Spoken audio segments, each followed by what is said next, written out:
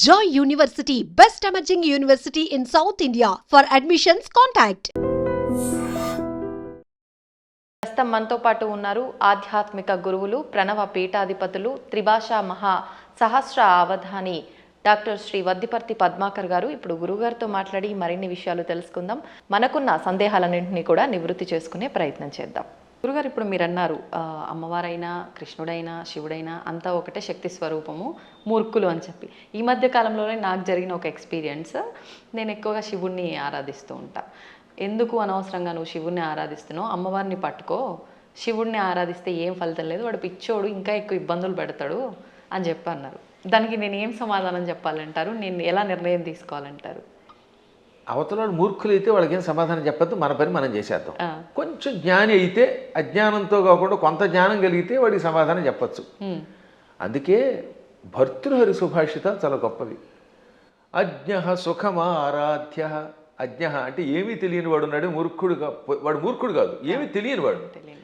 ఏమీ తెలియని వాడికి బాగు చేయొచ్చట. అజ్ఞ అంటే ఏమీ తెలియని వాడు, సుఖం ఆరాధ్య బాగా చెప్పడానికి అర్హుడు. ఏమీ తెలియని వాడు కూర్చోబెట్టి చెప్పచ్చు. అంతే. సుఖతరం ఆరాధ్యతే విశేషజ్ఞ. బాగా చదువుకున్న పండితుడికి చెప్పచ్చు, ఏమీ తెలియని వాడికి చెప్పచ్చు, బాగా తెలిసిన వాడికి చెప్పచ్చు. జ్ఞానలవ దుర్విదగ్ధం బ్రహ్మాపి నరన్నరంజయతి. జ్ఞానలవ దుర్విదగ్ధుడు అంటే అర్థం ఏంటనమాట? తెలుసున్నది ఎంత, లవము అంటే కొంచెం, కొంచెం తెలుసు కానీ అన్నీ తెలుసని వాడికి అహంకారం. ఈ మధ్యన అలాంటి వాళ్ళు ఎక్కువైపోయారండి యూట్యూబ్లో. వాడికి ఏం తెలియదు, నాకు తెలుసని అహంకారం. అలాంటి మూర్ఖుణ్ణి బ్రహ్మాపి నరన్నరంజయతి. అటువంటి నరుణ్ణి బ్రహ్మ కూడా బాగు చేయలేట. వాడికి ఏం చెప్పలేడు, బ్రహ్మ వచ్చి చెప్పినా వెండవాడు. అందుకే కొంతమంది మూర్ఖులు చూసారా, నేను దేవుడు చెప్పినా చేయను, దేవుడు వచ్చి దిగొచ్చినా విన్నంటాడు. వీడి మొహానికి దేవుడు దిగి వస్తాడా? ఏ దేవుడే కదా, దెయ్యం కూడా దిగిరాదు. అంచేత అటువంటి వాళ్ళకి మనం చెప్పక్కర్లేదు, మన పని మనం చేయాలి. కానీ ఒక గొప్ప అద్భుతమైన శ్లోకం ఆది శంకరాచార్యుల వారు మనలాంటి వాళ్ళ కోసమని దేవి అపరాధ క్షమాపణ స్తోత్రంలో రాశారు. ఆ స్తోత్రం పేరేంటి? దేవి అపరాధ క్షమార్పణ స్తోత్రం. అమ్మా నన్ను క్షమించు అని చిట్ట చివరి చెప్పే స్తోత్రం. అద్భుతమైన స్తోత్రం అది. కొంతమంది వాళ్ళు అది కూడా ఆయన రాయలేదని పిచ్చివాదం చేసేవాళ్ళు ఉంటారు, వాళ్ళని మనం పక్కన పెట్టేద్దాం. కానీ చితాభస్మాలేపో గరళమశనం దిక్పటధర జటాధారి కంఠే భుజగపతిహారీ పశుపతి కపాలీ భూతేశో భజతి జగదీశైక పదవీం భవాని త్వత్పాణిగ్రహణ పరిపాటీ ఫలమిదం. భవాని అంటే ఓ పార్వతి,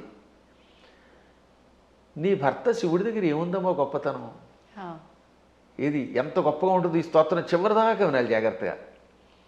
ఆయన చితాభస్మాలేప. ఎవడో శవాన్ని తీసుకెళ్ళి శ్మశానంలో కాల్చారు. ఆ కాల్చగా వచ్చిన బూడిని ఏమంటారు? చితాభస్మము. చితి మీద నుంచి వచ్చినటువంటి భస్మం. ఆ భస్మాన్ని ఆలేప, ఒంటికి పూసుకుంటున్నవాడు. మనం గంధం పూసుకుంటాం అంటే, మా బొట్టి వాళ్ళం పూర్వం గంధం అరగ తీసుకుని పూసుకునేవాళ్ళం. మీ బొట్టి వాళ్ళు ఈ మధ్యన పెర్ఫ్యూమ్స్ వచ్చాయి కదా, కిష్కం కిష్కం అనేది ఏదో కొట్టుకుంటాడు, మళ్ళీ అందులోంచి గాలి వస్తుంది, అందులోంచి వచ్చేది గాలేగా పొగేగా అని మళ్ళీ అడ్వర్టైజ్మెంట్లు. సరే ఏది ఏమైనా మొత్తం మీద సుగంధ ద్రవ్యాలు పూసుకుంటారు. ఆయన మాత్రం ఒంటికి ఏం చేస్తాడు? కాష్టంలో బూడిద పూసుకుంటాడు. పోని ఆహారం ఇడ్లీలో చపాతీలో బూరిలో గారెలో దద్దోజనో తిండు గరళ వశనం, విషమే ఆహారంగా స్వీకరించాడు. ఇంకా మంచి బట్టలు కట్టుకుంటున్నాడా? కనీసం పద్మాకర్ గారైనా అంతో ఎంతో మంచి లాల్చీ వేశారు.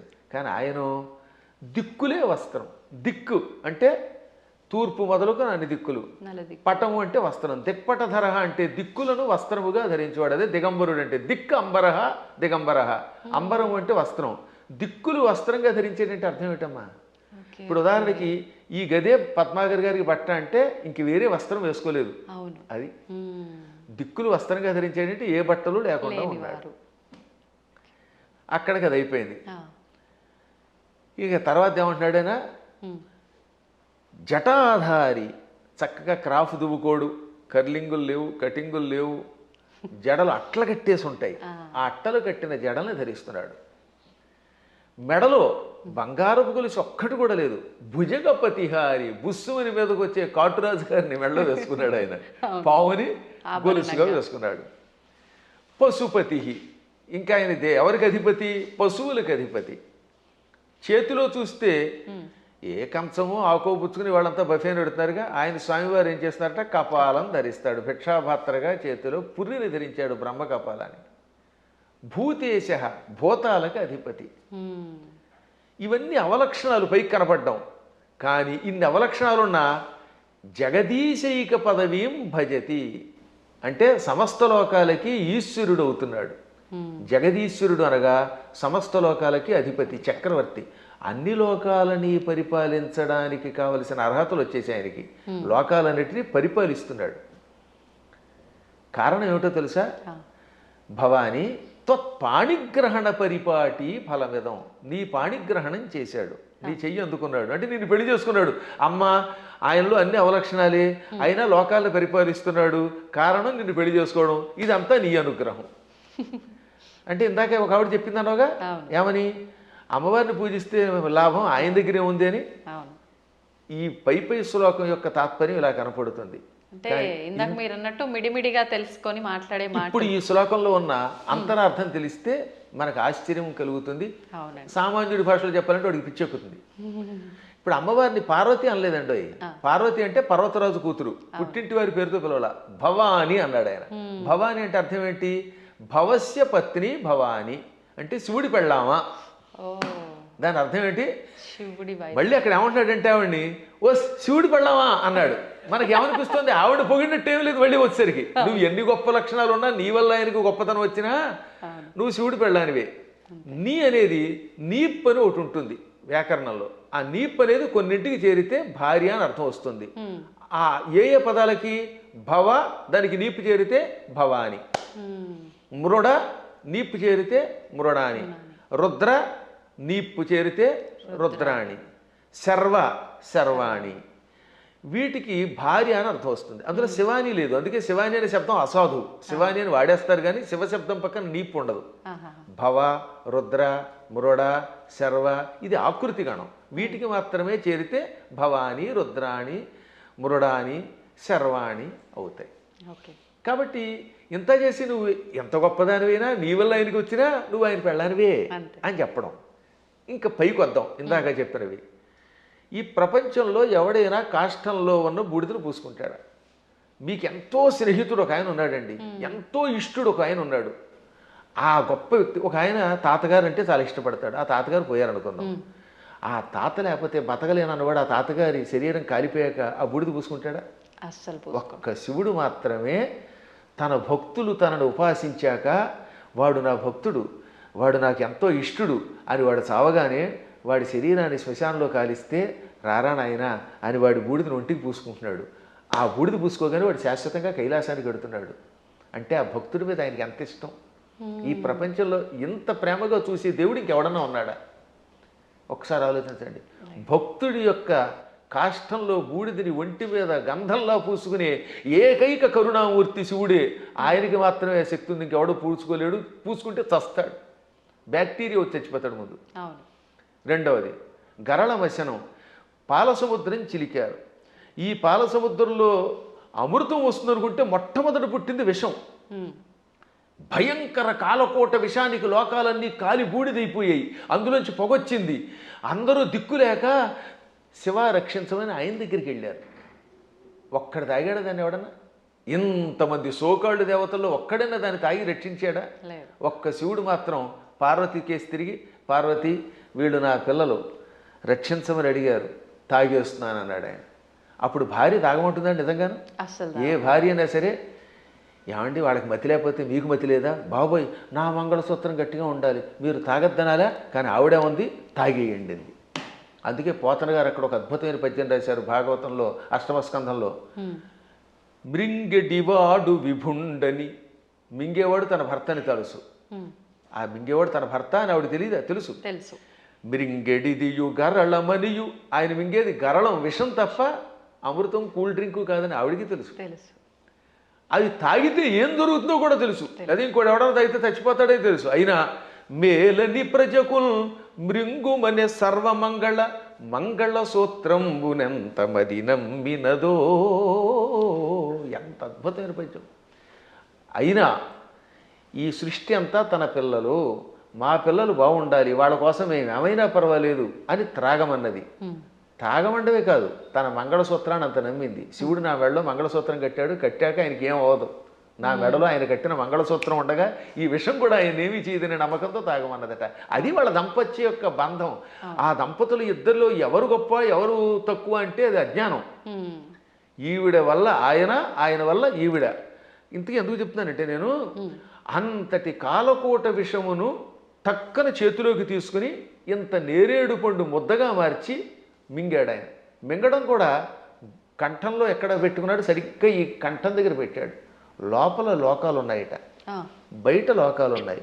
విషం బయట ఉంటే బయట ఉన్న లోకాలని బూడిద చేస్తుంది, కడుపులో కెడితే కడుపులో ఉన్న లోకాలు బూడిదైపోతాయి. ఇక లోకములు లేని ఏకైక స్థానం ఆయన కంఠాన్ని మాత్రమే అట్టే పెట్టాడు. కంఠంలో లోకాలు లేవు, అందుకని గొంతుకులో పెట్టాడు. ఇక్కడుంటే ఎవరికీ ప్రమాదం లేదు కనుక. ఇప్పుడు మీకు ఒక కాఫీ ఇస్తాం, తాగండి. తాగి నాలుక మీద కానీ కడుపులోకి కానీ పంపకుండా గొంతుకులో అట్టే పెట్టగలరా? అస్సలు సాధ్యం. గుట్టక వేస్తే టక్కన కిందకి దిగిపోవాల్సిందే, లేదా అతి కష్టం మీద నోట్లో పెట్టాలి. అది కూడా ఎంతసేపు పెట్టగలం, బయటనే ఉమ్మాలి, అవునా? అటువంటిది అంత కాలకోట విషయాన్ని ఇక్కడ బంధించే శక్తి ఏ దేవతకుంది? ఒక్క శివుడికి ఉన్నది. అందుకే తెల్లని శివుడి శరీరం కూడా, శివుడు కూడా నాలా అందంగా తెల్లగా ఉండేవాడు. ఈ విషం కంఠంలోకి వెళ్ళాక నీలంగా మారిపోయి శ్రీకంఠుడు గరళకంఠుడు అయ్యాడు. అది ఆయనకు ఒక ఆభరణం అయింది, కీర్తి తెచ్చిపెట్టింది. అందువల్ల గరళ వచనం అంటే అంతటి విషాన్ని ఆహారంగా స్వీకరించి గొంతుకులో పెట్టినవాడు ఆయన తప్ప ఎవడున్నాడమ్మా? ఇంకా ఆకాశాన్ని జుట్టుగా మార్చుకొని అట్లగట్టేలా జడలు పెట్టాడు. ఆకాశంలో ఉన్న మబ్బులు అవన్నీ ఆయనకి కేశములైపోయాయి, వ్యోమకేశుడు ఆయన. అందువల్ల జటాధారి. మెడలో వాసుకి అని పిలువబడే ఒక భయంకర సర్పాన్ని ఎవడు పెట్టుకోగలుగుతాడు? ప్రపంచంలో పాముల్ని భరించే శక్తి ఇద్దరికి ఉంది. ఒక ఆయన పాము మీద పడుకున్నాడు, శ్రీ మహావిష్ణువు ఆదిశేషుడి మీద. ఇంకోటి ఎవడు ఆయన భరించలేడు. ఆ వాసుకినేమో మెడలో ఈయన గొలుసులో వేసుకున్నాడు. అలా విషసర్పమును కూడా ఆభరణంగా ధరించావు. పశుపతి అంటే మనందరం పశువులం, జీవులందరినీ ఏమంటారు? పశువులు. ఇంగ్లీష్లో కూడా man is a social animal అంటారు, గుర్తుపెట్టుకోండి. సంస్కృతంలో కూడా అంతే. పశువులు జంతువునాం నరజన్మ దుర్లభం. ఈ జంతువులలో మానవ జన్మే దుర్లభము.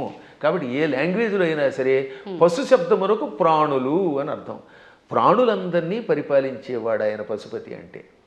ఇంకా కపాలి, బ్రహ్మ కపాలాన్ని చేత్తో పట్టుకుని బ్రహ్మ యొక్క అహంకారాన్ని అడిచి యావజ్జీవితం చేతిలో పెట్టుకుని అందులో భోజనం పెట్టేవాడు ఎవడు అంటే కపాలి. అంటే ఇన్ని సంపదలున్నా అష్టసిద్ధులున్నా పార్వతి భార్య అయినా భిక్షాపాత్రని చేత ధరించి ఎవడైనా చివరికి భిక్షుకుడే. ఈ ప్రపంచంలో నేను భిక్షుకుడే, నువ్వు భిక్షుకుడివే, ఒకళ్ళొకళ్ళు యాచించుకోవాలి అని చెబుతున్న మహానుభావుడైన ఒక్కడే. ఇంకా భూతేశ, భూతములంటే మీరు అనుకున్నట్టుగా హేహాన మీదకి వచ్చే భూతాలు కాదు, పంచభూతాలు. ఈ పృథివ్యాపస్తేజో వాయురాకాశములు, భూమి అగ్ని జలము వాయువు ఆకాశం అనే పంచభూతములు, ఇక ప్రాణులు, వీళ్ళందరికీ అధిపతి. అందుకే ఆయన జగత్తుకి ఈశ్వరుడు అయ్యాడు. అందువల్ల నువ్వేం చేసావు? ఆయన గొప్పతనం గ్రహించి ఆయన కోసం తపస్సు చేసి ఆయనే భర్త అవ్వాలని దగ్గరికి వెళ్ళి పార్వతి అని పేరున్నదానివి భవాని అయిపోయావు, ఆయన భార్యవి. అందుకే ఇప్పటికి కూడా ఇంగ్లీష్ వాళ్ళు మన సంస్కృత సంప్రదాయాల్లో కొన్ని పాటిస్తున్నారు. ఉదాహరణకి పద్మాకర్ గారి భార్య ఉంది, ఆవిడ ఏమన్నా మిసెస్ పద్మాకర్ అంటారా లేదా? అంటారు. రంగవేణి గారిని పిలవకుండా అంటే భవానీలాగా. పార్వతి కాస్త ఆయన భార్య అయ్యాక మిసెస్ శివ అయ్యింది. ఆ మాట భవానీ అన్నాం అంతే టెక్నిక్గా. అంటే ఎంత గొప్ప శక్తి! శివుడి భార్యని అనిపించుకోవడానికి ఇష్టపడుతోంది కానీ నేను పార్వతిని ఫలానా వాళ్ళ పుట్టింటి వారి సంబంధమైందని అనిపించుకోవడానికి ఆవిడ ఇష్టపడటం లేదు. ఈ లక్షణాలు ఆయనలో గొప్పవి కాబట్టే ఆయనని నువ్వు వరించావు. నీ వల్ల ఆయన పార్వతీ వల్లభుడయ్యాడు. ఈ విధంగా ఇద్దరు గొప్పవారే. ఇంక చివరిగా దిక్పటధరహ అంటే దిక్కులే వస్త్రములంటే మొత్తం ప్రపంచమంతా వ్యాపించినవాడు. అది వ్యాపిస్తే కదా బట్ట అయ్యేది. మీరు ఆలోచించండి, తూర్పు పడమర ఉత్తరం దక్షిణం ఆగ్నేయం నైరుతి ఈ వాయువ్యం ఈశాన్యం అని పిలువబడే దిక్కులు పైన కింద ఉన్నవి మనకు బట్ట అవ్వాలంటే మనం అంత శరీరం కలిగిన వాళ్ళు అయ్యి ఉండాలి. ఇప్పుడు నాకు ఈ గది పట్టవాలంటే నేను గది అంతా నిండిపోవాలి, అప్పుడే ఈ గదిని నేను బట్టగా ధరించగలను. అవునా? అవును అవును గురువు. అందువల్ల సర్వవ్యాపకుడు అని అర్థం. అటువంటి వాళ్ళ యొక్క గొప్పతనాన్ని గ్రహించలేక శివుడిని పూజిస్తే కష్టం వస్తాయి, పార్వతిని పూజించని, లేక పార్వతిని పూజించకు శివుడిని పూజించని, లేక ఈ ఇద్దరిని పూజించి విష్ణువుని పూజించగని, విష్ణువుని పూజించి వీళ్ళని పూజించకు అన్నాడంటే వాడు అజ్ఞాని, ఏ విధమైన ఉపాసనా బలం లేనివాడు.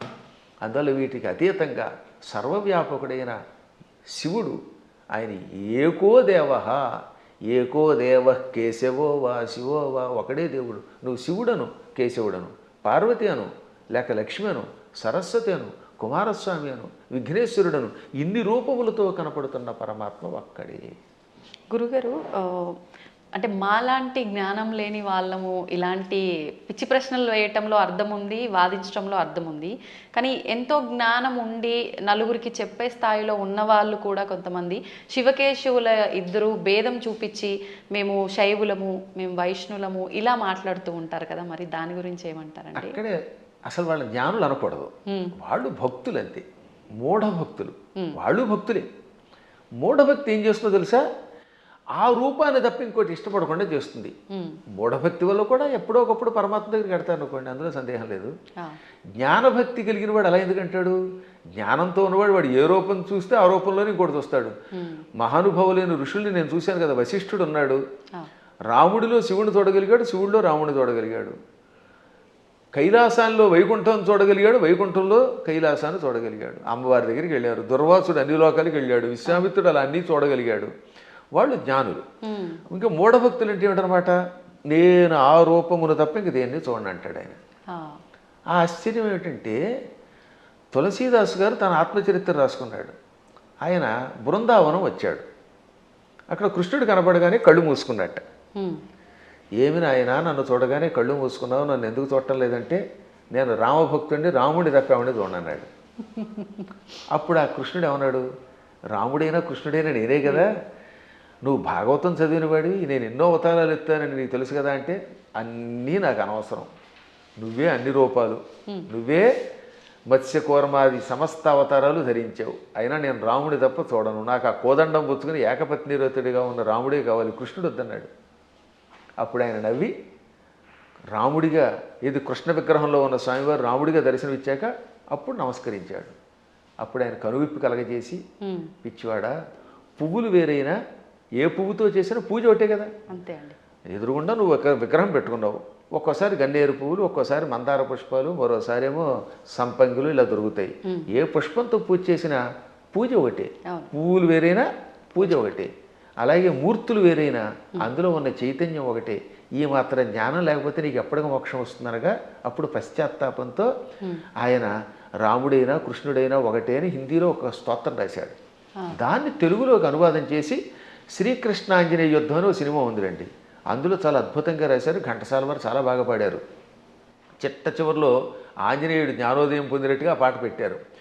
పూలు వేరైనా పూజ ఒకటని నేటికి తెలిసెను ఓ దేవా, రాముడవైనా కృష్ణుడవైనా ఆదిదేవుడవు నీవేనయ్యా, రాముడవైనా కృష్ణుడవైనా ఆదిదేవుడవు నీవేనయ్యా, హరే రామ హరే కృష్ణ హరే రామ హరే కృష్ణ హరే రామ హరే కృష్ణ. అందుకని మన వాళ్ళు హరే రామ హరే కృష్ణ అన్నారు. పరమాత్మ ఒకటే. కానీ మూఢత్వం ఉన్నంత వరకు, పూర్వజన్మ యోగం ఒకటి ఉన్నంత వరకు చచ్చిన ఈ సత్యాన్ని వాడు అంగీకరించలేదు. కర్మ.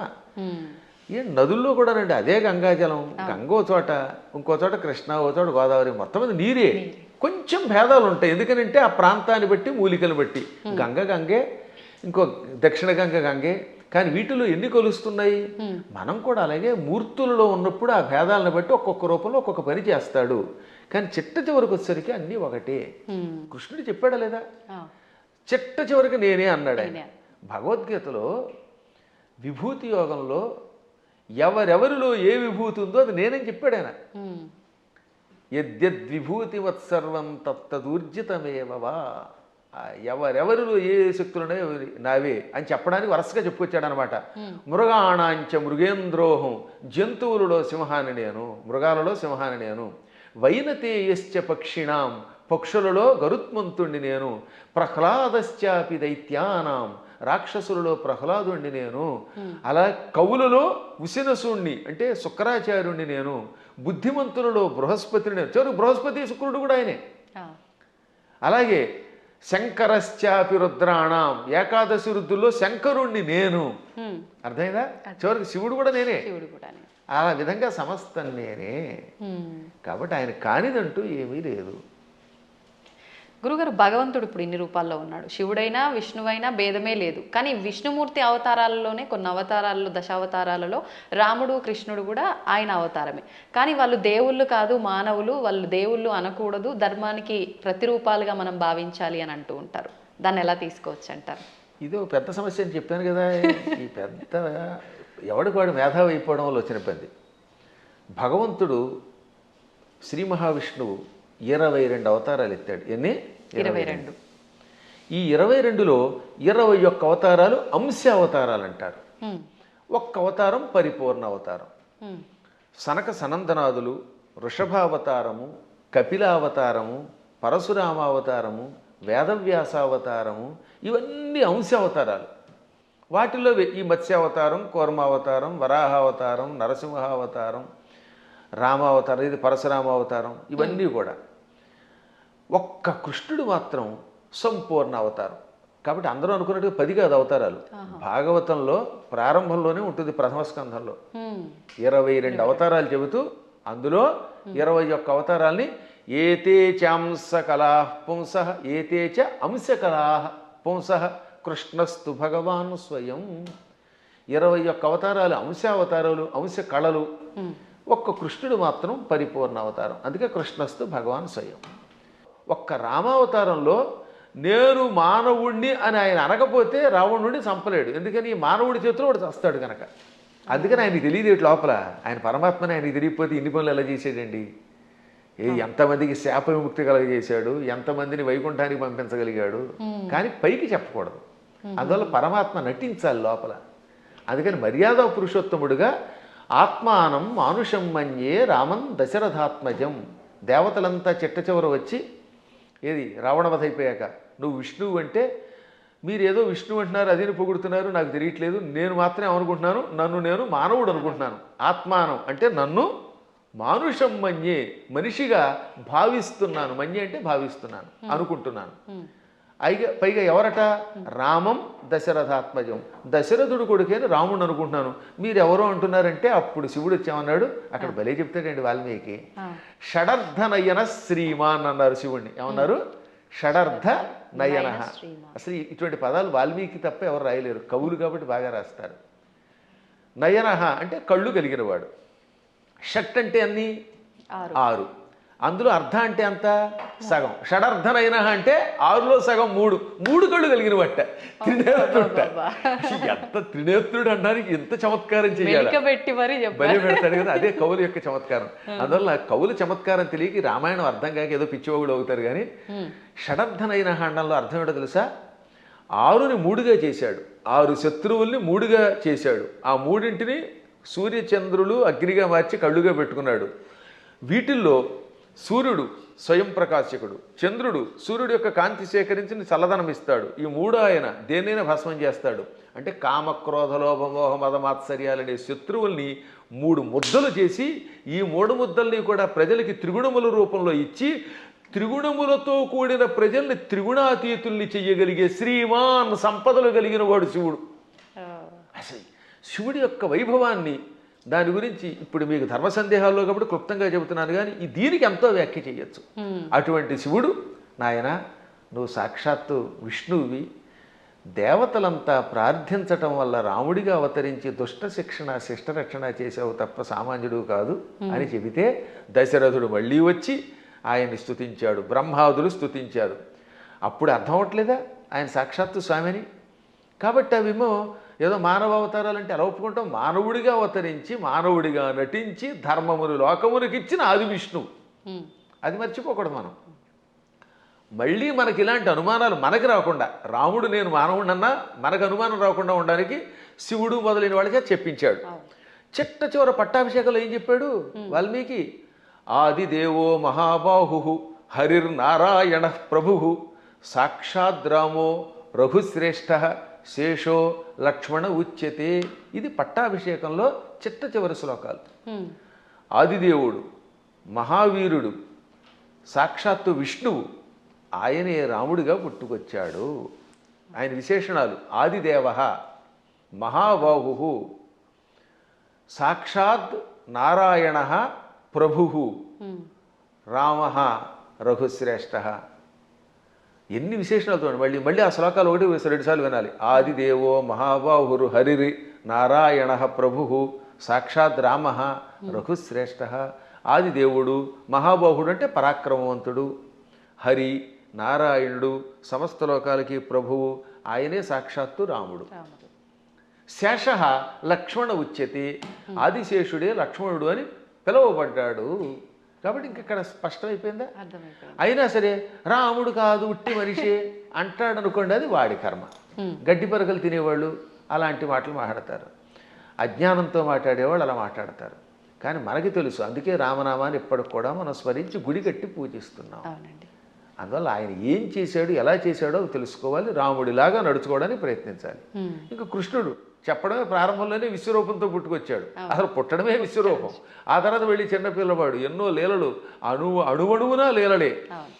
ఎన్ని చూపించాడో లీలలు లెక్కలేదు. ఒకసారి ఏమో మామూలుగా నేను చిన్నపిల్లాడిని అంటాడు, నాకు పెద్దవాళ్ళు మీరు దండం పెట్టడం ఏమిటంటాడు అని వెంటనే గోవర్ధన పర్వతం ఎత్తుతాడు. ఇది అక్రూరుడు వచ్చాడులేండి. అక్రూరుడు రాగానే, అక్రూరా నేను 8 ఏళ్ల బాలుణ్ణి, నువ్వేమో 40 ఏళ్ల వాడివి, నువ్వు పెద్దవాడివి, నాకు నమస్కారం చేయటం ఏమిటి అనగానే కాసేపు ఆయన భ్రమలో పడ్డాడు. వెంటనే వెళ్ళి యమునా నదిలో తన విశ్వరూపం చూపించాడు. వెంటనే తాను మరిచిపోయి స్తోత్రం చేసి, నేను పెద్దాడిని ఏంటి, నువ్వు పిల్లవాడు ఏమిటి, సమస్త లోకాలకి నువ్వే తండ్రి బాబోయ్ అన్నాడు ఆయన. ఇన్ని లీలలు చూపించిన పరమాత్ముడు. ఇటువంటి వాళ్ళు మనుషులు అంటే ఆ అన్నవాళ్ళ యొక్క విచక్షణ వదిలేయాలి తప్ప ఇంక మనం ఏం అనలేమంతే. గురుగారు, అంటే ఇది అంటే మూర్ఖంగా ఉంటుందేమో ప్రశ్న, కానీ మీరు ఇప్పుడు చెప్పిన దాంట్లోంచి నాకు అనిపించింది, అంటే ఆయన భగవంతుడే మానవుడిగా ఉండి మానవుడిగా నటించి ఆయన చేయాల్సిన కార్యం చెయ్యాలి అని చెప్పి, అంటే ఒక రకంగా ఇక్కడ వాళ్ళ అసలుని దాచేసి ఇంకో రూపంలో వచ్చి కార్యాన్ని నిర్వర్తించాలి. అక్కడ మోసం చేసినట్టేనేమో, అంటే మన మానవుల భాషలో భగవంతుడే మోసం చేశాడు, మరి నేనెందుకు చేయకూడదు, నేను మోసం చేస్తే తప్పంటారు, ఇది అధర్మం అంటారు అనొచ్చు కదండి, దానికి ఏం చెప్తారు? ఇప్పుడు మీరు మోసం చేశారు అనుకుందా, కాసేపు ఎవరిదో బ్యాంక్ అకౌంట్లో హ్యాక్ చేసి డబ్బులు లాగేశారు, అందుకే ఈ మధ్య నా అకౌంట్లో ఎవరికి ఇవ్వట్లేదులేండి. ఇప్పుడు ఇచ్చిన డబ్బుని మళ్ళీ మీరు రెట్టింపు ఇవ్వగలరా? కానీ శ్రీకృష్ణ పరమాత్ముడు కాసేపు మానవుడిలా నటించి కాసేపు మాయ చేశాడు. ఆ తర్వాత వాళ్ళని తీసుకెళ్ళి రక్షించాడు లేదా? వాళ్ళ గురువు గారిని కాసేపు నేను సామాన్య బాలుణ్ణి అన్నట్టుగా నటింపజేసి కాసేపు మాయపుచ్చాడు. వాళ్ళ అబ్బాయిని బతికించాడు లేదా? అలాగే గోపాలకులంతా ఉన్నారు అక్కడ, వాళ్ళందరి దగ్గర కాసేపు చిన్నపిల్లాడిలాగా మాయపుచ్చాడు. కానీ కష్టం రాగానే ఇంద్రయాగం ఆపేసిన వెంటనే ఇంద్రుడు వర్షం కురిపించాడు హోరాత్రులు, అవునా? ఆ సమయంలో గోవర్ధన పర్వతాన్ని కుడి చేత్తో పైకెత్తి వాళ్ళని రక్షించాడు లేదా? చిటికిన వేలుతో ఎత్తలేదు, చిటికిన వేలు, ఇంకేదో బొటన వేలు, వాడి మొహం, ఇలాంటివన్నీ ఎవడికి తోచింది వాడు చెప్తాడు. కరేణైకేన అన్నారు, అంటే ఒక చేత్తో, అది కూడా దక్షిణ హస్తేన 2 సార్లు వ్యాసుడు రాశాడు. తెలుగులో కూడా గోవర్ధన గిరి ఎత్తెన్ చక్క నొక్క కేలన్ లేలన్ అని పోతన గారు అనువాదం చేశాడు. మళ్ళీ అది ఏ చెయ్యో మనకి తెలియదు కదా, అందుకని తర్వాత పద్యంలో వలకేలదాల్చి అంటే కుడి చేత్తో ఎత్తి విపుల ఛత్రంబుగా బట్టి అన్నాడు, చేత్తో ఎత్తాడు ఆయన.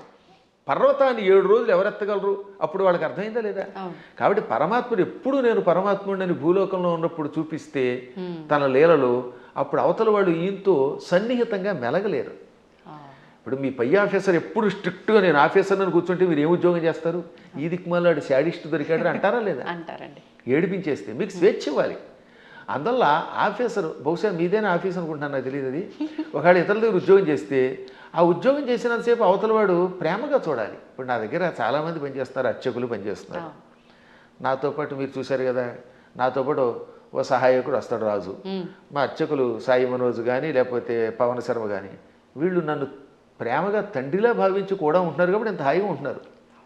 వాళ్ళు ఎందుకు ఖర్చు పెట్టారు, ఎలా చేశారు నేను అడగను, అప్పుడు వాళ్ళు ఇంకా నిజాయితీగా ఉంటారు. అవునండి. ఇంట్లో వంటకి మాకు చిన్నప్పుడు ఒక ఆయన ఉండేవాడు, ఒక హౌస్లో ఉండేవాళ్ళండి. ఆయన కోటీశ్వరుడు, బంగారపు అధిపతి.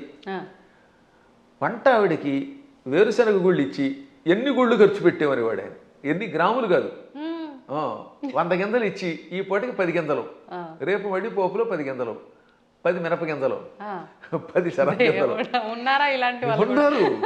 అయ్యో మీ అదృష్టం వల్ల మీకు మంచి వాళ్ళు దొరుకుతున్నారమ్మా, నా బొట్టి వాళ్ళు మహానుభావులు దొరుకుతారు కాబట్టి మీకు తెలియట్లేదు. కానీ బయట ఇలాంటి పిసినగొట్లే ఎక్కువ మంది ఉన్నారు. కాబట్టి ఎందుకు చెప్తానంటే ఈ లెక్కలన్నీ అడిగితే ఆ వంట ఆవిడ ఇంట్లో పని చేయగలదా? అస్సలు చేయలేదు. ఆఫీసర్ల దగ్గర మనం ఉద్యోగం చేయగలమా?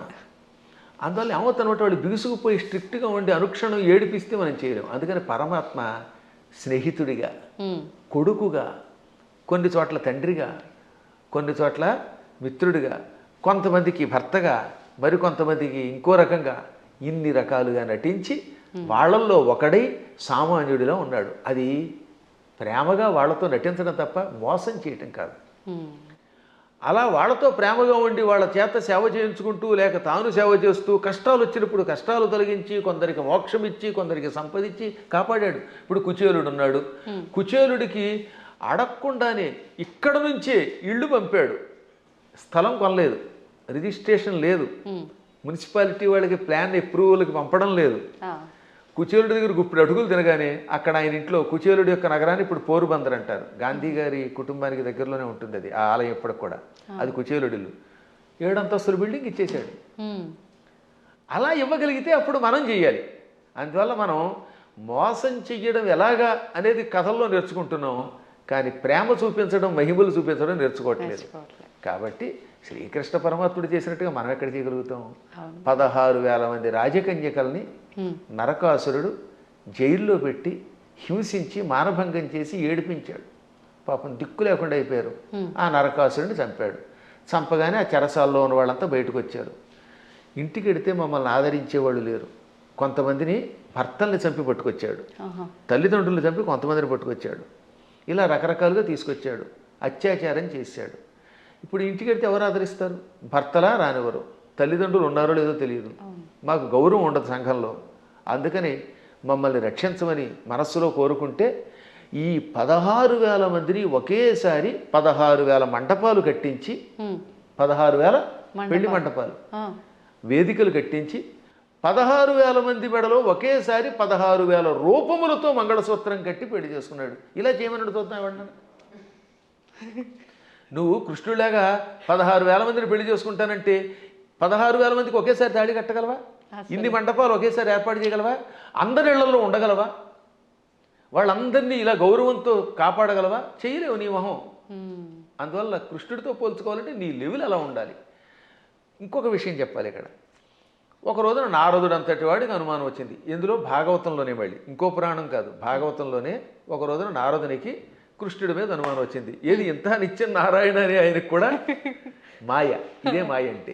ఇప్పుడు మీరు నా ఎదురుగుండా కూర్చున్నా మీరు అప్పుడప్పుడు నన్ను కూడా సామాన్యుడని ఎలా మాయలో పడిపోతూ ఉంటారో అలాగా కృష్ణ పరమాత్ముడి నామస్మరణం చేసే నారదుడు కూడా కృష్ణుడిని సామాన్యుడు కదా, ఇంతమంది భార్యలతో ఎలా వేగుతున్నాడు, 16,108 మందితో ఎలా వేగుతున్నాడు పరిశీలించాలనిపించింది. ఇది మాయ అంటారు దీన్ని. అందుకని వెంటనే ముందు ఏం చేశాడు? రుక్మిణీ మాత ఇంటికి వెళ్ళాడు. రుక్మిణీదేవి ఇంట్లో ఇద్దరు రుక్మిణీదేవి గదిలో ఒక మంచం మీద కూర్చొని సరదాగా పాచికలు ఆడుకుంటున్నారు, జోదం ఆడుకుంటున్నారు. రావోయ్ నారద అన్నాడు ఆయన. ఓ నమస్కారం చేసి, ఇప్పుడు రుక్మిణి దగ్గర ఉన్నాడు కదా, ఇక్కడ నుంచి రెండో భార్య జాంబవతి దగ్గరికి వెడదాం. రెండో ఆవిడ జాంబవతి, 3 సత్యభామ. ఎందుకని? శమంతకమణిని తీసుకురావడానికి వెళ్ళింది ముందు జాంబవతి దగ్గరికి. జాంబవతిని పెళ్లి చేసుకుని వచ్చాక ఆ తర్వాత సత్రాజిత్తుకి మణిస్తే 3వ భార్య సత్యభామ అయ్యింది. ఇప్పుడు ఏం చేశాడు? రెండో భార్య దగ్గరికి వెళ్ళాడు. అక్కడ కృష్ణుడు కనపడలేదు, జాంబవతి కనపడింది. అమ్మ జాంబవతి, ఈ కృష్ణుడు ఉన్నాడే ఆ రుక్మిణి దగ్గర అనేదో చెప్పబోతూ ఉంటే, ఏమిటి మహర్షి చెబుతున్నారు మా ఆవిడికి అని ఆవిడ పక్క నుంచి వచ్చేసాడు ఈయన. మా ఆయన ఇప్పటిదాకా నా పక్కనే ఉన్నాడు, నాకు జడేస్తున్నాడు, నువ్వేదో రుక్మిణి అంటున్నావు ఏమిటంది. అబ్బాయి లేదమ్మా, రుక్మిణి దగ్గరికి వెళ్లకుండా నీ దగ్గరికి వచ్చాడని చెప్పబోతున్నానని మాట మార్చి ఇక్కడి నుంచి సత్యభామ దగ్గరికి వెళ్ళాడు. అమ్మ సత్యభామ, నీకెన్ని కష్టాలు వచ్చాయి అనబోతూ ఉండగా, సత్యభామ ఏం కష్టాలు వచ్చాయి? మా ఆయన నాకు వంట చేసి పెడుతున్నాడండి. ఆ లోపల వంట చేసి పెడుతున్నాడు. ఇలా ఈయన రుక్మిణి, జాంబవతి, సత్యభామ, కాళింది, నాగ్నజితి, లక్షణ, సుదంత, భద్ర, ఈ 8 మంది పట్టమహిషులు, ఇంకా మిగిలిన 16,100 మంది, ఈ 8తో కలిసి 16,108. అందరి పేర్లు చెప్తాను, ఓ ఏడాది పడుతుంది మరి మీకు రాసుకోగలనండి వరసగా. వాళ్ళందరి పేర్లు నాకు తెలుసు, కంఠస్థం కూడా చేశాను. ఎవరికైనా ఓపిక ఉంటే ఓ ఎపిసోడ్ అంతా వాళ్ళ పేర్లు అలా చెప్పుకుంటూ వెళ్ళిపోతాను. ఒక్కొక్కళ్ళ పేర్లు 2 సుకేసిని, కేసిని, మంజస, సమంజస, పుంజస, ఇలా రకరకాల పేర్లు కొన్ని రిపీట్ అవుతూ ఉంటే కొద్ది తేడా ఉంటాయి. ఇంతమంది ఇళ్లల్లోనూ ఈ నారదుడు వెళ్ళడం, ఒక ఇంట్లో పాలు పితుకుతూ, ఓ చోట పాయసం చేస్తూ, ఓ చోట కాళ్ళు ఒత్తుతూ, ఓ చోట ఏమో ఇంకోటి చేస్తూ, ఓ చోట ఏమో ఇల్లు తుడుస్తూ, ఓ చోట సరదాగా ఆడుతూ పాచికలు ఆడుతూ, ఓ చోట ఏమో ఇంకో బంతి ఆడుతూ, అన్ని చోట్ల కనబడ్డాడు. పిచ్చెక్కిపోయింది నారదునికి. అంతే కదా మరి. ఇది భాగవతంలో నారదుడు కృష్ణుని పరీక్షించుట అనే ఘట్టంతో రాశారు భాగవతంలో. అప్పుడు ఆయనకి జ్ఞానోదయమై, నేను నిరంతర హరినామస్మరణం చేసిన వాడిని, నారాయణుడు సర్వాంతర్యామని తెలుసు. అసలు విష్ణు అనే శబ్దం మనకు అర్థం ఏమిటి? వ్యాపకశీలత్వాత్ విష్ణు, అంతటా వ్యాపించి నిండి ఉన్నవాడు గనక విష్ణు అని పేరు. ఆయన భక్తుణ్ణి ఆయన ఎక్కడున్నాడు, అక్కడున్నాడా లేదా అని పరిశీలించడం ఏమిటి అని అజ్ఞానంలో పడ్డానని గ్రహించి వెంటనే కాళ్ళ మీద పడి స్తోత్రం చేస్తాడు. అంటే నారదునికే మాయ కలిగితే ఇక మనకి రావడంలో ఆశ్చర్యం ఉంది. కాబట్టి అన్ని చోట్ల ఉంటాడు ఆయన. ఆయన స్థాయిని మనతో పోల్చుకుని ఆయనలా ప్రవర్తిద్దామంటే పులిని చూసి నక్క వాతలు ఎట్టుకుంటే వాతలు మిగులుతాయి, ఉన్న చర్మం పోతుంది, కానీ పులి మచ్చలు రావు. గురుగారు, ఇప్పుడు మీరు చెప్పిన దాన్ని బట్టి కృష్ణుడు ఆయన భార్యలతో ఉన్నది ఒక ఉదాహరణగా మాకు అర్థమవడం కోసం చెప్పినా అది వినటానికి అయితే చాలా బాగుంది. ప్రస్తుత రోజుల్లో నిజంగా భార్యాభర్తల బంధం అలా లేదని చెప్పాలి. అంటే అందరూ అని కాదు, కొంతమంది ఒక మిత్రుల్లా ఉండాలి అంటే సమయానికి తగ్గట్టుగా ఇద్దరు భార్యాభర్తలు అన్యోన్యంగా అలా ఉండాలి, కానీ అలా ఉండట్లేదు. ఎందుకని అంటారు? ఇప్పుడున్న కారణం ఏంటి చెప్పమంటారమ్మా? అసలు సగం సినిమాలే పాడి చేస్తున్నాయి కొంత, ఇప్పుడు సినిమాలు మరికొంత. మనుష్యులలో ఆర్థిక స్వాతంత్రం వచ్చేసింది. పిల్లల్ని చిన్నప్పటి నుంచి గారంగా పెంచడం తల్లిదండ్రులు చేస్తారు, సందేహం లేకుండా పెంచాలి. కానీ అదే సమయంలో భార్యాభర్తల బంధం ఒకరితో ఒకరు ఎంత జాగ్రత్తగా ఉండాలి, క్షణికోద్రేకాలతో కోపాలు తెచ్చుకొని తిట్టుకోకూడదు అనేది చిన్నప్పటి నుంచి చెప్పట్లేదు కదా. ఇప్పుడు పూర్వం రుక్మిణీ కృష్ణుల కథ, సీతారాముల కథలు చిన్నప్పటి నుంచి నూరిపోసి ఏదన్నా చిన్న చితక గొడవలు వస్తాయి. భార్యాభర్తలకు తగాదాలు లేకుండా ఎలా ఉంటాయి? సతీదేవి కూడా శివుడి మాట వినకుండా వెళ్ళిపోయిందా లేదా? ఒక్కసారి సతీదేవి శివుడు వద్దంటున్నా వినిపించుకోకుండా పుట్టింటికి చూడడానికి యజ్ఞానికి వెళ్ళింది, శరీరం విడిచిపెట్టింది. భర్తకు దూరం అయితే చివరికి మిగిలేదు అదే. డబ్బు సంపాదించవచ్చు, నువ్వు ఇంకేదైనా పలుకుబడితో ఉండొచ్చు, కానీ భార్యాభర్తలు ఇద్దరు ఐకమత్యంతో ఉండడం వల్ల వచ్చే ఆనందం వేరనే కథలు చెప్పేవారు పూర్వం. మా చిన్నప్పుడు ఇలాంటి కథలే చెప్పేవారు. అందువల్లే పూర్వం ఒకసారి పెళ్లి చేసుకుంటే యావత్ జీవితం వాళ్లే దంపతులు.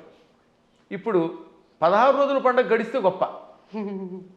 తొలినాడు ఏదో హడావిడి, మలినాడు మడావిడి అన్నట్టుగా అయిపోతుంది. 16 రోజుల తర్వాత మళ్ళీ ఇద్దరు విడిపోతున్నారట. కొట్టుకోవడాలు, తిట్టుకోవడాలు, ఇవన్నీ కొంత తల్లిదండ్రుల యొక్క పెంపకం లోపం, కాల ప్రభావం, మీడియా ప్రభావం అన్నీ ఉన్నాయి, ఒకదాని మీద ఒకటి పడుతున్నాయి. కానీ దైవానుగ్రహం వల్ల మళ్ళీ పూర్వపు లక్షణం వస్తుందని నాకు నమ్మకం. అందువల్ల నా ఉద్దేశంలో చిన్నప్పటి నుంచి పిల్లలకి చక్కని కథలు చెప్పాలి. వస్తాయి తగాదాలు అయినా, కానీ అయినా కలిసి ఉండండి. ఎప్పుడైనా భార్యకు కోపం వచ్చినప్పుడు భర్త తగ్గాలట, భర్తకు కోపం వచ్చినప్పుడు భార్య తగ్గాలి.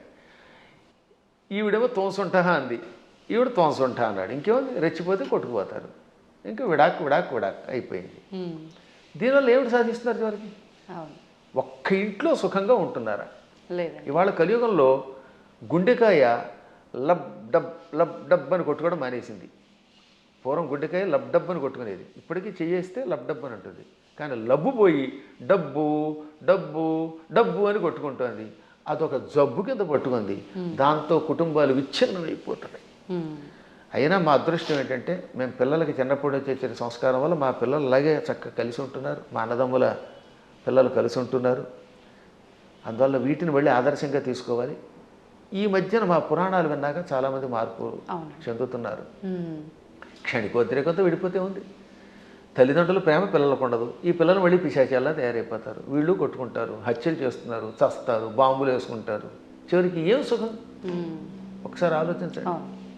అందువల్ల ఐకమత్యంలో భార్యాభర్తలు ఇద్దరూ ఒక అవగాహనకి రావడంలో ఎన్నో లాభాలు ఉన్నాయి. అసలు 3 గుళ్ళు అందుకే పెట్టారు. మూడు ముళ్ళు ఏమిటి అనుకుంటారు? ధర్మేచ, ఒక ముడి ఎందుకు వేస్తున్నాడంటే ఈ రోజు నుంచి మన ఇద్దరం కలిసి ధర్మమును ఆచరిద్దాం. ధర్మం కోసం ఒక ముడేట. అంటే ఈ రోజు నుంచి భార్య భర్త ఇద్దరు కలిసి ధర్మమును ఆచరించెదరుగాక.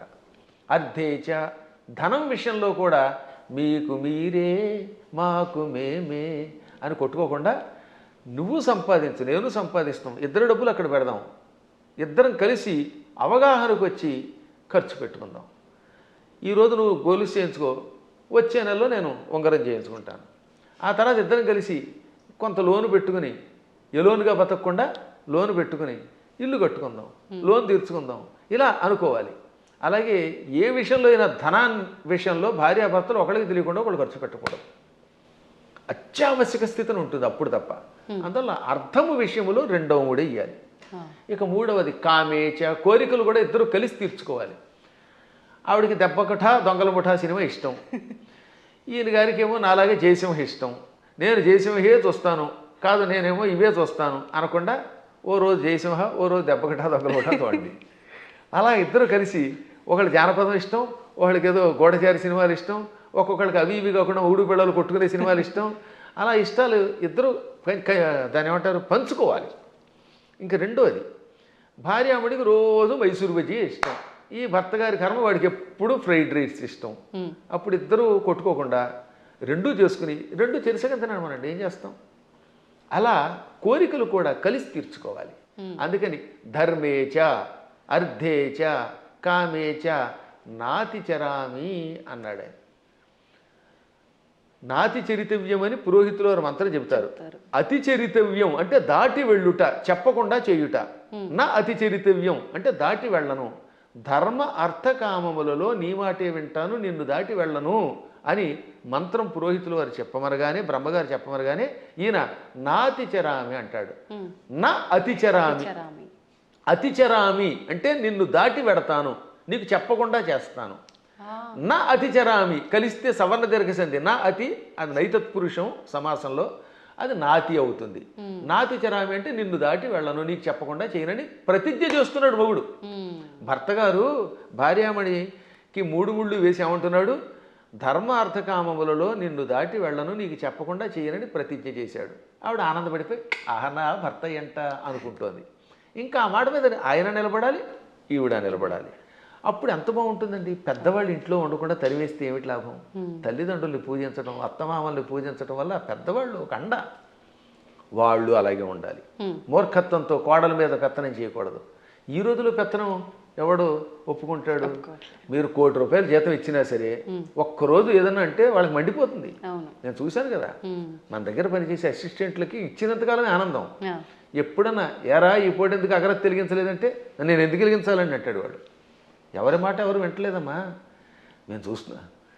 నాకంటే మీకు బాగా తెలుస్తుంది, ఎందుకంటే మేము కొంచెం పురాణం రంగంలో ఉంటాం. మా దగ్గరకు వచ్చిన వాడు ఎక్కడికి పోడు. కానీ మీరు చూస్తారు ఛానల్స్ ఉన్నాయి అనుకుందాం, ఛానల్స్లో పైవాడు ఏదనంటే మర్నాడే ఉద్యోగం మానేడు ఇంకో ఛానల్, ఇది కాదు అది, అది కాదు ఇది, బోల్డ్ స్టూడియోలు, బోల్డ్ యూట్యూబ్లు, బోల్డ్ యూట్యూబ్లు ఎవడో వినడం. అలాంటి చోట కొంచెం జాగ్రత్తగా అవగాహనతో ఉండాలి. అప్పుడు కుటుంబాలు నిలబడతాయి, పిల్లలు బాగుపడతారు. మన పిల్లల కోసమైనా బాగుపడద్దా? గురుగారు, ఇప్పుడు మీరు ఇందాకే అన్నారు, నేను మళ్ళీ ఆ ప్రశ్నే అడుగుతున్నాను. అంటే పెంపకం కరెక్ట్గా లేదు అని అంటే, మిగతా మతాలలో కనుక తీసుకుంటే చిన్నప్పటి నుంచే వాళ్ళ గ్రంథాలని, ఆ గ్రంథంలో ఉన్న జ్ఞానాన్ని వాళ్ళకు చదువు తర్వాత చదువుకి ముందర ఒక గంట అది ఒక క్లాస్ లాగా పెట్టి అలాంటివి చేపించే విధానం చూస్తున్నాం. మన దగ్గరకు వచ్చేసరికి ఈ మధ్య కాలంలో ఎక్కువగా ఇలాంటి పెద్దవాళ్ళు చెప్తుంటే వింటున్నారు. అది ఎంతవరకు వింటున్నారు, ఎవరు వింటున్నారు అంటే పెద్దవాళ్ళే వింటున్నారు. దానికి గంట అరగంట చెప్పడం కదా, వాళ్ళు క్రూరత్వం నేర్పిస్తారు చిన్నప్పటి నుంచి. అది తప్ప ఇంకోటి లేదు. కొన్ని మతాలు ఉన్నాయి, వాడి మతం పొద్దు నుంచి సాయంత్రం దాకా నూరిపోయటం, తేడా వస్తే ఇతర మతస్థుల్ని చంపడానికి ప్రయత్నిస్తారు. అంత మూఢత్వంతో బోధించవలసిన అవసరం కలియుగంలో మనకు కూడా వచ్చింది. ఇప్పుడు మనం బోధించట్లేదు. పిల్లలు బొట్టు పెట్టుకోకపోతే ఒప్పుకుంటున్నాం మనం, పిల్లలు గొడ్డలిపూ తిరుగుతామంటే తిరుగు అంటున్నాం మనం. స్వేచ్ఛ కాదనట్లేదు, ఎవరి బట్టలు వాళ్ళవే, కానీ కొంతైనా మనల్ని రక్షించుకునేలా చేసుకోవాలి. ఇప్పుడు ఎవరి స్వేచ్ఛను ఎవరు కాదంటారు, ఎవరి ఇష్టమైన బట్టలు వాళ్ళే కట్టుకుంటాం. నాకు కాషాయమే ఇష్టం, నేను ఒక రకమైన సన్యాసి జీవితం గడుపుతున్నాను, కుటీచక జీవితం అని చెప్పి నేను ఇలా చేస్తాను, మీరు అలా చేయండి కాదని అంటారు. కానీ కొంత జాగ్రత్త వహించాలి. అందుకని చిన్నప్పటి నుంచి పిల్లలు ఏం చేయాలంటే మనం మన పిల్లల మీద ఎంత ప్రేమ ఉన్నా బొట్టు పెట్టుకోకపోతే, విభూతి పెట్టకపోతే, లేదా నీ సంప్రదాయంలో ఊర్ధ్వపుండ్రం పెట్టకపోతే ఆ పూట అన్నం పెట్టకు. కఠోరంగా ఉండాలి వాళ్ళలాగే ఇతరులాగే. అలా అన్నం పెట్టే ముందు బొట్టు ఉంటేనే అన్నం పెట్టామనుకోండి, వాళ్ళు చిన్నప్పటి నుంచి బొట్టు పెడతారు. కానీ మనం అబ్బబ్బా సర్వమత సమానత్వం అంటే ఎక్కడ సర్వమత సమానత్వం? వాడు ప్యాంట్ లిపి కాల్చి చంపేశారు మొన్న పెహల్గాంలో. అంత క్రూరత్వంగా ఉంటున్నారు వాళ్ళు. కాబట్టి చిన్నప్పటి నుంచి మనం కూడా నేర్పవలసిందే. ప్రతిదినము భారత భాగవత కథలు, శివాజీ మహారాజు లాంటి వాళ్ళ కథలు చెప్పవలసిందే. ప్రతిదినము ఏదో ఒక స్తోత్రం ఎంతోసేపు చదవవలసిందే. అది చదివితేనే వాడు స్కూల్కి వెళ్ళాలి, అది చదివితేనే వాడికి అన్నం పెట్టాలి, అది చదివితేనే వాడికి ఏదైనా చేయాలి. అది చదవనంత వరకు వాడికి టీవీ కూడా పెట్టకూడదు. ఇలా మనం 10 ఏళ్ళు అలవాటు చేసామనుకోండి చిన్నప్పుడు, ఇంకా తర్వాత వాడు అలవాటు పడిపోతాడు. మా చిన్నప్పుడు మా నాన్నగారు పురాణములు చెబుతూ ఉంటే ఆయన మంచి కంఠంతో చక్కగా స్పష్టంగా చెబుతూ ఉంటే విని మేము ఇంకా అక్కడ దాని మీద ఆసక్తి పొందామా లేదా? అవునండి. అందువల్ల తల్లిదండ్రులు పిల్లలకి అది నేర్పాలి. ఇప్పుడు ఈ మతమును మన పిల్లలకి నేర్పడం అనేది ఉందే, అది ఇంకో దానికో కాదు, కనీసం బ్రతకడానికి అవసరం అయిపోయింది. వాస్తవం. నువ్వు బతకాలంటే నేర్చుకోవాల్సిందే. లేదా ఆ మతం మారు, లేదా చంపేస్తాడు. భవిష్యత్తులో ఒకటే, నీ మతమును అనుసరించి నువ్వు గట్టిగా నిలబడకపోతే వాళ్ళ మతంలోకైనా వెళ్ళాలి, లేదా వాళ్ళ చేతిలో చావాలి. రెండే మిగిలాయి. చావలేము, ఆ మతంలోకి మారలేము, మధ్యలో బతకడానికి లేదు. కాబట్టి హిందువులారా, ఎవరేమనుకున్నా సూటిగా స్పష్టంగా మీకు చెబుతున్నాను, హిందువుల ఐకమత్యంతో ఉండడం ఇప్పుడు వాళ్ళ బ్రతుకు కోసం అవసరం. మీరు మీ పిల్లలకి చిన్నప్పటి నుంచి మన ధర్మాన్ని నూరిపోయండి, మన గురువుల దగ్గరికి తీసుకెళ్ళండి, ఆలయాలకు తీసుకెళ్ళండి. శని ఆదివారాలు వచ్చాయంటే వెళ్ళి తెరవలసిందే గుడికి. మీ పిల్లలకి బొట్టు పెట్టుకోకపోతే, రామ అనకపోతే, కృష్ణ అనకపోతే, శివ అనకపోతే అన్నం పెట్టకండి. అలా నేర్పకపోతే భవిష్యత్తులో మీకు ఏ విధమైన దిక్కు ఉండదు, మిమ్మల్ని రక్షించేవాడు లేడు. బాగుపడతారా? నా మాట వినండి, లేదా పొండి కర్మపుణ్యం పాలై అని ఎంత గట్టిగానో చెబుతున్నానమ్మా. ఇటువంటివి చాలా అవసరం. ఇవాళ మీ బొట్టు వాళ్ళు ఇంకా ఈ ధర్మాన్ని ప్రోత్సహిస్తున్నారు కనుక. గురుగారు, ఇప్పుడు మీరు చెప్పారు బొట్టు పెట్టుకోమని మీ పిల్లలకు నేర్పండి అని. ఇప్పుడు మా జనరేషన్ వాళ్ళని తీసుకుంటే మీరు చెప్పేవి వింటే మాకు కొన్ని అర్థమవుతాయి, కొన్ని అంతవరకే మాత్రమే తెలుసు, మాకు ఆ జ్ఞానం మాత్రమే, దానికి ముందర వెనక ఇంకేముందనేది తెలియదు. ఇప్పుడు అన్నారు బొట్టు పెట్టుకోవాలమ్మా, అది మన ధర్మం అని చెప్పి, నేను వెళ్ళి ఇప్పుడు అదే సేమ్ నా పిల్లలకి చెప్పాను అనుకోండి, అవును బొట్టు పెట్టుకోవడం మన హిందూ ధర్మంలో ఉంది, అసలు ఎందుకు పెట్టుకోవాలి, దాని వెనకాల రీజన్ ఏంటి అడిగితే మా బోటి వల్ల అసలు మేము చెప్పలేకపోతున్నాము. ముందు ఒకటి చెప్పండి వాళ్ళకి. ఇప్పుడు ఆ పెహల్గాంలో ఎందుకు కాల్ చేశారు? వాళ్ళ మతంలో లేరని, అంతేనా? దానికి ఏమన్నా రీజన్ ఉందా? ఇప్పుడు నువ్వు బొట్టు పెట్టుకుంటూ ఇలా ఐకమత్యంతో 10 మంది కలిసి ఉండకపోతే రేపు పొద్దున్న నువ్వు మా వాడివి కాదని చంపేస్తారు. కాబట్టి ఒకటి, ముందు మన ధర్మం బతకడానికి అవసరం చెప్పండి. రెండోది, ఈ కనుబొమ్మల మధ్యలో బొట్టు పెట్టుకుంటే ఒకటి అందం. ఇప్పుడు మీరు ఆ కాస్త బొట్టు తీసేసి ఉంటే మీ మొహం చూడలేం, అదో రకంగా కనపడతారు, పిశాచపు మొహంలో ఉంటుంది. బొట్టు పెట్టుకుంటే సౌందర్యం. తర్వాత ఈ కనుబొమ్మల మధ్యలో జ్ఞాపక శక్తి పెంచడానికి చాలా ఉపయోగపడుతుంది. రోజు నిత్యం ఈ చూపుడు వేలుతోటి బొట్టు పెట్టుకోగా ఒత్తిడికి జ్ఞాపక శక్తి పెరుగు, చురుకుతనం పెరుగుతుంది. కొంతకాలం అబ్జర్వ్ చేయండి మీరే. ఇప్పుడంటే కెమికల్స్ వచ్చాయి, స్టిక్కర్స్ వచ్చాయి, కానీ పూర్వం కుంకుమ అంటే కుంకుమ పెట్టుకుంటే దానివల్ల ఆడవాళ్ళలో ఒక రకమైన జ్ఞాపక శక్తి, ఇంట్లో ఏ మూల ఏ వస్తువు పెట్టినామో వాళ్ళకి గుర్తున్నట్టుగా ఎవరికి ఉండదు. పోపుల డబ్బాలో ఫలానా దాంట్లో కందిపప్పు ఉంది, దాంట్లో పెసరపప్పు ఉంది, ఆవాలు ఉన్నాయని ఎలా గుర్తుపెట్టుకున్నారమ్మా వాళ్ళు అవధానులు. మేము పద్యాలు గుర్తుపెట్టుకున్నట్టుగా అది బొట్టు వల్లే వస్తుంది. జుట్టు చక్కగా కొబ్బరి నూనె రాసుకుని దువ్వుకుంటూ ఉంటే జుట్టు ఊడిపోకుండా ఉంటుంది. ఇప్పుడు కొబ్బరి నూనె ఎందుకు రాసుకోవాలంటున్నారు? అందుకని కొబ్బరి లేదు, రబ్బరి లేదు, శుభ్రంగా నున్నగా అయిపోతుంది. దానికోసం బోడి ఖర్చు పెడుతున్నారు, అవునా? కాబట్టి పేలు పట్టకుండా ఆరోగ్యంగా ఉండదు, తలనొప్పి తగ్గుతుంది. ఇప్పుడు మీకు తలనొప్పులు ఎక్కువ ఎందుకు వస్తున్నాయంటే కేవలం నూనె రాసుకోకపోవటం, వారానికి ఒకసారి కుంకుడుకాయలతో తలంటుకుపోవడం వల్ల హెడ్ఏకులు వచ్చి దానికోసం మందులు వాడి, ఈ మందుల వల్ల ఇంకో రోగం వచ్చి మోకాలు నొప్పి వచ్చి, మోచేయి నొప్పి వచ్చి గట్టిగా నడవలేరు, కూర్చోలేరు. అందుకని లిఫ్ట్లు పెట్టవలసి వస్తుంది. మేము పైకి కిందకి 4 అంతస్తులు రోజుకి 8 సార్లు దిగుతున్నాను. నేను ఇంతవరకు లిఫ్ట్ ఎక్కలేదు తెలుసా? ఇప్పుడు మీరు పైకి వచ్చిన ఈ భవనంలో నేను ఇంతవరకు లిఫ్ట్ ఎక్కలేదు ఒక్కనాడు కూడా. నేను ఒకడికి లిఫ్ట్ ఇవ్వాలి కానీ నాకు ఒకటి లిఫ్ట్ ఇవ్వడం ఏమిటి యంత్రం? అందువల్ల నేను నడిచి వస్తున్నాను. అది కారణం ఏంటంటే తలంటుకోవటం, కొబ్బరి నూనె రాసుకోవటం, ఒంటికి అప్పుడప్పుడు తైలమర్దనం చేసుకుని శుభ్రంగా అభ్యంగన స్నానం చేయటం, బొట్టు పెట్టుకోవడం, ఈ సంప్రదాయాలు ఆరోగ్యాన్ని ఇస్తాయి. మన సంప్రదాయాలన్నీ ఆరోగ్య సూత్రాలే. మన తలలో ఉన్నటువంటి బ్యాక్టీరియాని చంపి ఆ చేదు, కుంకుడు చేదు బట్టతలు రాకుండా కాపాడుతుంది. రెగ్యులర్గా కుంకుడుకాయతో వారానికి 2 సార్లు 1 సారి స్నానం చేయండి, జుట్టు వస్తుంది. షాంపూలు పెట్టండి, వెంటనే ముందు తెల్లని రంగు క్యాంప్ వేస్తుంది షాంపూ వల్ల, అందుకే తెల్లబడిపోతాయి. ఆ తర్వాత ఈ తెలుపు బాగు చేయడానికి మళ్ళీ రంగు వేయాలి. ఆ రంగు వేసేసరికి మొత్తం చుట్టూ ఊడిపోయి చుట్టూతో 4 వెంట్రుకలు దానికి రంగు వేయటం, లేదా మళ్ళీ విగ్గులు పెట్టుకోవడం, ఎన్ని గొడవలు వస్తున్నాయి. కాబట్టి మన సంప్రదాయంలో అన్ని ఆరోగ్యానికి పనికొచ్చేవి. అయినా కొన్ని విషయాల్లో ఇంకెందుకు అడగకూడదండి. నేను ఎందుకు పుట్టానంటే ఏం చెబుతావు? మనం పుట్టామా లేదా? ఆ పుట్టడానికి మన కారణం మన చేతిలో లేదు. అది మన కర్మ ఏది ఉందో మనకు తెలియదు. కాబట్టి నువ్వు ఎందుకు పుట్టావు, నువ్వు ఎందుకు అన్నం తింటావు, అన్నం తిన్నంతకాలం, నువ్వు పుట్టినంతకాలం, నువ్వు పరిగెడుతున్నంతకాలం నువ్వు కొట్టెట్టుకోవాల్సిందే. కొన్నింటికి ఇంకా లేదు, నువ్వు లాగి కొట్టించుకోవటమే. దెబ్బ కనపడుతుందా? దేవుడు ఎక్కడున్నాడో చూపించమని అడిగట్టు వెనకడికి. లింగ పురాణంలో ఒక నాస్తికుడు వచ్చి దేవుడు లేడు ఉంటే చూపించన్నట్ట. వెంటనే గురువుగారు లాగ్ గోపేదుడు కొట్టాడు. బాబోయ్ అన్నాడు. ఏం బాబోయ్ ఎందుకన్నావు అంటే బాధ అన్నాడు. ఏది బాధ చూపించన్నాడు. లాగ్ గోపేది కొడితే బాధ కలిగింది అన్నాడు. బాధ ఏది చూపించంటే బాధ ఎలా చూపిస్తామండి, లోపల ఉంటుందన్నట్ట. అలాగే దేవుడు కూడా అంతటా ఉన్నాడురా.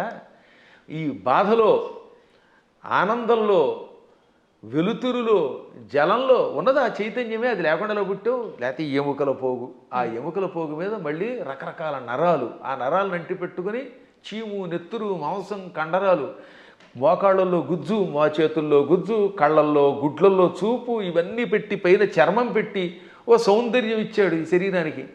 ఒక్కసారి ఆశ్చర్యంగా ఉంటుంది మనకి. దీని కింద ఎన్ని నాడులు, మనం తిన్న అన్నం గిలకొట్టబడి జీర్ణమై రక్తంగా మారుతుందా, ఆ రక్తం వీటన్నిటికుండా ప్రవహిస్తున్నదా. అసలు ఎంత అద్భుతమైన యంత్రం. ఈ యంత్రాన్ని ఇంకోటి ఎవడన్నా రీప్లేస్ చేయగలడా? మోకాళ్ళ చెప్పులు మారిస్తే ఒరిజినాలిటీ ఎక్కడ ఉంటుంది? వంగలేవు, కూర్చోలేవు నువ్వు. ఈ ముక్కు మారిస్తే దీంట్లో ఉన్న ఉండవు.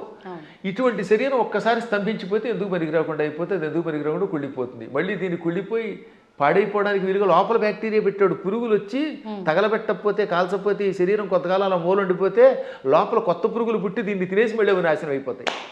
శుద్ధి చేసి వెళ్ళిపోతుంది.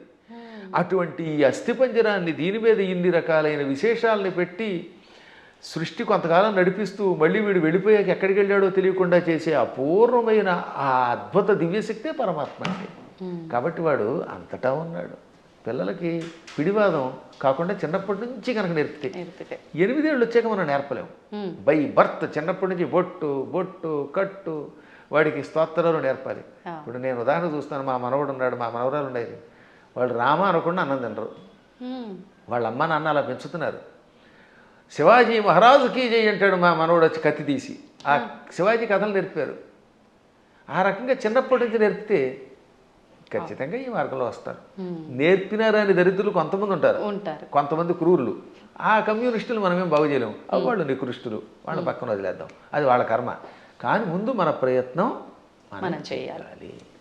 గురుగారు, ఇప్పుడు మీరు ఇందాక అన్నట్టుగా పిసినారి కానివ్వండి, ఇలాంటి మూర్ఖులు నాస్తికులు కానివ్వండి, ఇదంతా అంటే వాళ్ళ కర్మను బట్టే వచ్చారు అనుకోవచ్చా? మరి లేదు అంటే ఇప్పుడు మీరు చెప్పినట్టుగా పెంపక లోపము అలా కూడా అనుకోవచ్చా? దీనిలో చాలా పనిచేస్తాయి. పెంపకంలో కొంత లోపం, వాళ్ళ పూర్వకర్మలు కొన్ని, చుట్టుపక్కల వాతావరణం కొన్ని, పరిస్థితులు కొన్ని, ఇవన్నీ కర్మల యొక్క ఫలితాలు. అందుకే కొంతవరకు మనం మన ప్రభావంతో మార్చొచ్చండి. చెప్పగా కొంత మారుతారు, అంతా మారదు. కానీ అలాగే కొన్ని చూడగా ఎప్పటికో కొంతమంది మారుతారు. కొన్ని పుట్టుకతో వచ్చే దరిద్ర లక్షణాలు ఉంటాయి, అవి చచ్చేదాకా మారవు. అందుకే వాటిని ఏమంటారు? నైసర్గికములు అంటారు. నిసర్గ అంటే బై బర్త్ వచ్చేదాన్ని. పూర్వం మీరు ఎప్పుడన్నా సోషల్ స్టడీస్ చదివితే భారతదేశానికి నైసర్గికంగా హద్దులే ఉన్నాయి అంటే ఏంటి? సహజంగా ఏర్పడినవి అని అర్థం. కాబట్టి నిసర్గ అంటే పుట్టుకతో వచ్చే సహజ లక్షణము. అటువంటి లక్షణాలకి అన్నీ పోవుగానే కొంతవరకు మార్చచ్చు. నాస్తికులు కూడా చివరిలో మారినవాళ్ళు లేరు. కొంతమంది పేరు కమ్యూనిస్టులు, మా ఆవిడ రమ్మందండి అని మళ్ళీ ఏడుకొండల దగ్గరికి వెళ్ళడం. అందువల్ల వాళ్ళ ఆవిడ రమ్మన్నా కదా, వీడికి లోపల ఎంతో కొంత భయం ఉంటుంది. దొంగ కనపడ్డావు, అది సంఘంలో ఒకసారి అందులోకి వెళ్ళాక ఆ ముద్ర ఎంచుకుని దానికోసం అలా ఏడుస్తారు. కానీ లోపల వాళ్ళకి పీకుతుందమ్మా. ఇంతెందుకు, నేను ఎరిగి నాతో క్లాస్మేట్ ఉండేవాడు, పక్కా కమ్యూనిస్ట్ అనేవాడు. ఓ రోజు గుండు కొట్టించుకొచ్చాడు. ఏమిటంటే తిరుపతి వెళ్ళాట. ఎందుకంటే ప్రపంచ నాస్తిక సభలు దిగ్విజయం అయితే గుండు కొట్టించుకుంటానన్నట్ట. అది వ్యవహారం. కాబట్టి ఇలాంటి వాళ్ళు కూడా ఉంటారు. అది పూర్వం ఒక సామెత ఉండేది, round at stage flat at home అని. అంటే భూమి గుండ్రంగా ఉందనేమో వేదిక వచ్చి చెప్తాట, ఇంట్లోకి వచ్చాక లేదు బల్లపరుపుగా ఉందంటాట. అంటే ఇంట్లో ఒకటి బయట ఒకటి అన్నమాట. బయట 4తోటేమో round at stage, flat at home అని మా చిన్నప్పుడు సామెత ఉండేది. ఇది వేదికల మీద పూర్వం ఇంగ్లీష్లో మాట్లాడేవారు కదా, వాళ్ళు ఇలా మాట్లాడేవారు అనమాట. అప్పట్లో ఇంగ్లీష్ వాళ్ళ టైంలో అంతా ఇంగ్లీషే ఉపన్యాసం. ఆ ఉపన్యాసాల్లో చిలకవర్తి లక్ష్మీ నరసింహం గారి దగ్గరికి ఒక ఆయన వచ్చాడు. ఆయన పేరు బిపిన్ చంద్రపాల్. బిపిన్ చంద్రపాల్ ఉపన్యాసంలో మాట ఇప్పుడే చెప్పింది. ఆయన ఇంగ్లీష్లో అనర్గళంగా మాట్లాడుతూ, హిందువులు అలా చేస్తున్నారు, బయటకు వచ్చినప్పుడు ఒక రకంగా, ఇంట్లో ఉన్నప్పుడు ఒక రకంగా ఏడుస్తారు, అలా ఉండకండి, ఇంట్లోనూ బయట హిందువుల్లో ఉండండి అని చెప్పడానికి ఆయన మంచి మాట చెప్పాడు ఆయన. కాబట్టి మనం ఏది నమ్మేమో అది చెయ్యాలి చివరిదాకా. అజ్ఞానంతో కూడినవి చేయకుండా ఉండాలి. సరే, ఏది ఏమైనప్పటికీ ముందు పిల్లల్ని మన మార్గంలో మనం పెంచుతామమ్మా. విన్నారా బాగుపడతారు, వినకపోతే మనం ఏం చేయగలుగుతాం? గుర్రాన్ని తీసుకెళ్ళగలం, మంచినీళ్ళు తాగించలేం కదా. అందువల్ల అలా చేయడానికి ప్రయత్నిద్దాం. మళ్ళీ భగవంతుడు అనుగ్రహించినప్పుడు ఇంకోసారి కలుసుకుందాం. గురుగారు, ఒక చిన్న సందేహం. క్రిందటిసారి మనం చేసిన వీడియోలో విశుక్ర ప్రాణహరణ వారాహి వీర్యనందిత అని చెప్పి మీరు శ్లోకం చెప్పడం జరిగింది లలితా సహస్రనామాల్లోంచి. అది చాలామంది విషంగ ప్రాణహరణ అని చెప్పి కామెంట్లలో కూడా పెట్టడం జరిగింది. అసలు ఏంటండి వాస్తవం ఏంటి? ఇక్కడ 2 రకాలు. అది జ్ఞానంతో పెడితే పర్వాలేదు, ఎవడో చెప్పింది విని పెడితే అది వాడి కర్మ, మనం ఏం చేయలేం అనుకోండి. లలితా సహస్రనామానికి వ్యాఖ్యానం రాయాలంటే ముందు వాడికి స్వతసిద్ధమైన ఉపాసన ఒకటి ఉండాలి. ఏముండాలి? ఉపాసన. 2 సంస్కృత పాండిత్యం ఉండాలి. ఈ 2 లేని వాడు వ్యాఖ్యానం చేస్తే మనం పట్టించుకోక్కర్లేదు. ఆ తప్పు అన్నారనే, ఆ తప్పు అన్నవాడు వాడు తప్పుడు మనిషి. ఆ తప్పు కాదు, పాఠాంతరం అనాలి. దాన్ని ఏమనాలి? పాఠాంతరం. కొంతమంది ఇది తప్పండి అని. ఇంతకీ ఇది మీరు ఎప్పుడు నన్ను అడిగింది ఏంటంటే వారాహి దేవత గురించి అడిగారు. అందులో భాగంగా ఈ నామానికి కూడా అర్థం చెప్పాను. విశుక్ర ప్రాణహరణ వారాహి వీర్యనందిత అని లలితా సహస్రనామంలో ఒక నామం ఉన్నది. అవునా? అవునండి. 76వ నామం కదా అది. నామం సంఖ్య మనం పెద్దగా అంతగా పట్టించుకోకలేదు. 76. 76. అయితే గురువు గారికి జ్ఞాపశక్తి బాగానే ఉంది. దానికి ముందు మంత్రిణ్యంబా విరచిత విషంగ వధతోషిత. దీనిలో కొంతమంది పాఠాంతరంలో ఏమన్నారు, అందుకే అన్యత్రేణ అంటాడు అక్కడ. అన్యత్రేణ అంటే మరొక చోట వ్యాఖ్యానం రాసేవాళ్ళు విశుక్ర ప్రాణహరుడు బదులుగా విషంగ ప్రాణహరణ వారాహి వీరనందిత అని కూడా ఉన్నది, కానీ అది సరికాదు అని మహాత్ములు చెబుతారు. అది పాఠాంతరం. ఎవరో ఉపాసకులు అలా ఊహించుండొచ్చు. కానీ విశుక్రకి వీర్యానికి ఉన్న సంబంధం తెలుసుకోవాలి, సంప్రదాయం తెలియాలి. దానికంటే ముందు నేను లలితా సహస్రనామానికి భాష్యం రాశాను ఐశ్వర్యోగం అనే పేరుతో. నేను విశుక్ర ప్రాణహరణ వారాహి వీరనందిత అనే పాఠాంతరమే స్వీకరించాను. మాకు ముందు శ్రీ చంద్రశేఖర భారతీ స్వామి వారు ఉన్నారు. వారు ఎవరో తెలుసుకో మీకు? శృంగేరి పీఠాధిపతులు. ఇప్పుడున్న శృంగేరి పీఠాధిపతులు భారతీ తీర్థస్వామి వారు, ఉత్తర పీఠాధిపతులు శ్రీ విధుశేఖర భారతీ స్వామి వారు.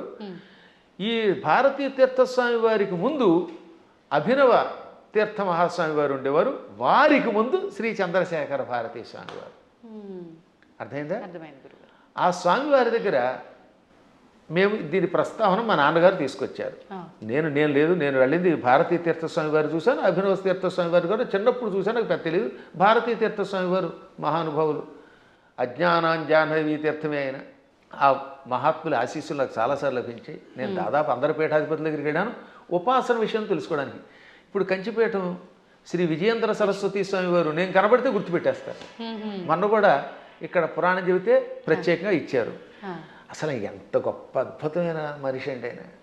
మనిషి అంటే అది ప్రేమగా అంటున్నాను తప్ప సద్గురువు విజయేంద్ర సరస్వతి స్వామి వారు కంచిపీఠాధిపతులు. ఇప్పుడు మేము 2012వ సంవత్సరంలో, ఎప్పుడు 2012 అంటే 13 ఏళ్ల క్రితం కంచిలో పురాణం చెప్పాను నేను.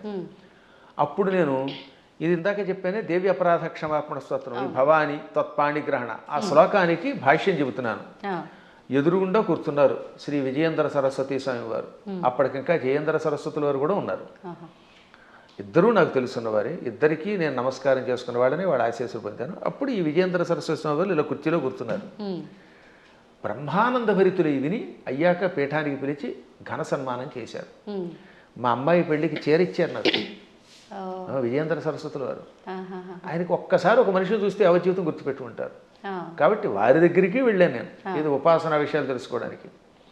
సరే, మహానుభావులైన పీఠాధిపతులు అందరినీ చూశాను, గణపతి సత్యానంద స్వామి వారిని ఎరుగుదు నేను. ఇవన్నీ ఎందుకు చెప్పవలసి వస్తుంది? ఈ చంద్రశేఖర భారతీ స్వామి మహాస్వామి వారు జగద్గురువుల వారి దగ్గర సన్యాసం పుచ్చుకున్న ఒక ఉపాసకుడు ఉన్నాడు. ఆయనని ఎరగలేదు అంటే వాడికి శ్రీచక్రోపాసన గురించి తెలియనివాడు. వాడు శ్రీచక్రము గురించి, లలితా సహస్రనామం గురించి వ్యాఖ్యానం తెలుసుకోవాలంటే తప్పనిసరిగా ఒక ఆయన్ని మనం తలుచుకోవాలి. ఆయనే శ్రీ తుమ్మలపల్లి రామలింగేశ్వరులు వారు. అటువంటి శ్రీచక్రోపాసకులు, అటువంటి సంస్కృత వ్యాకరణ పండితులు, అటువంటి మంత్రోపాసకులు చాలా అరుదు. చిన్నప్పుడే సన్యాసం పుచ్చుకున్న మహానుభావుడు ఆయన. మచిలీపట్నంలో ఉండేవారు ఒకప్పుడు ఆయన. ఆ తర్వాత శృంగేరి పీఠాధిపతుల దగ్గర సన్యాసం పుచ్చుకొని యావత్ ప్రపంచం పర్యటించిన మహానుభావుడు. ఎంత అద్భుతంగా రాశాడండి ఆయన. ఆ మహానుభావుడు కూడా బాలానందిని వ్యాఖ్య లాంటి వ్యాఖ్యలు రాశారు. ఆయన కూడా విషంగా అనే ఒక పాఠాంతరం ఉన్నది, కానీ మేము స్వీకరించట్లేదు. కారణం విశుక్ర ప్రాణహరణ వారాహి వీరినందితాయి నమః అనే స్వీకరించారు. ఇంకా భాస్కర్ రాయలు వారు కూడా విశుక్ర ప్రాణహరణ అని రాశారు. ఎందుకు రాయవలసి వచ్చింది? శుక్రము అంటే వీర్యము, రేతస్సు అని అర్థం. శుక్రాచార్యుడికి ఆ పేరు ఎందుకు వచ్చింది? ఒకప్పుడు శుక్రాచార్యుడు చచ్చిపోయిన రాక్షసుల్ని బతికించడం మొదలెట్టాడు. శివుడు చంపడం, ఆ చచ్చిపోయిన వాళ్ళు ఏం చేసేవాడినా మృత సంజీవని విద్యతో బతికించేవాడు. దాంతో చచ్చిన వాళ్ళు బతుకుతూ ఉంటే శివుడికి కోపం వచ్చింది. ఓరి కావ్య, అసలు శుక్రాచార్యుడు అసలు పేరు కావ్యుడు, కావ్య. అందుకే అమ్మాయికి కావ్యశ్రీ అని పేరెట్టండి అంటే శుక్రాచార్యుడికి సంబంధించిందానా అని అర్థం అనమాట.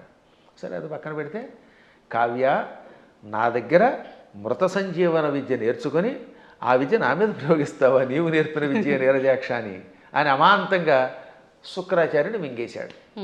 కడుపులో వేసుకొని ఆ తర్వాత ఇంక ఈయన లేడు కనుక, బతికించేవాళ్ళు లేరు కనుక రాక్షసుని చంపేశాడు.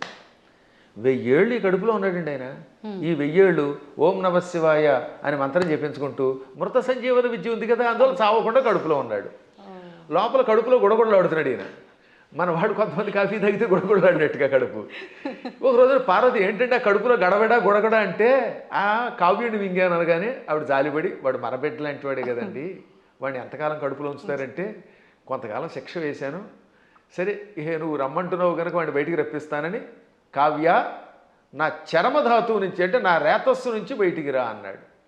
నోటితో మింగాను, మళ్ళీ నోటితో బయటికి కక్కితే ఏమవుతాడైనా వాంతి అవుతాడు. వాంతి రూపంలో ఉన్నవాడు గురువుగా పనికిరాడు. కక్కిన వాంతి అశుద్ధం కదా అది.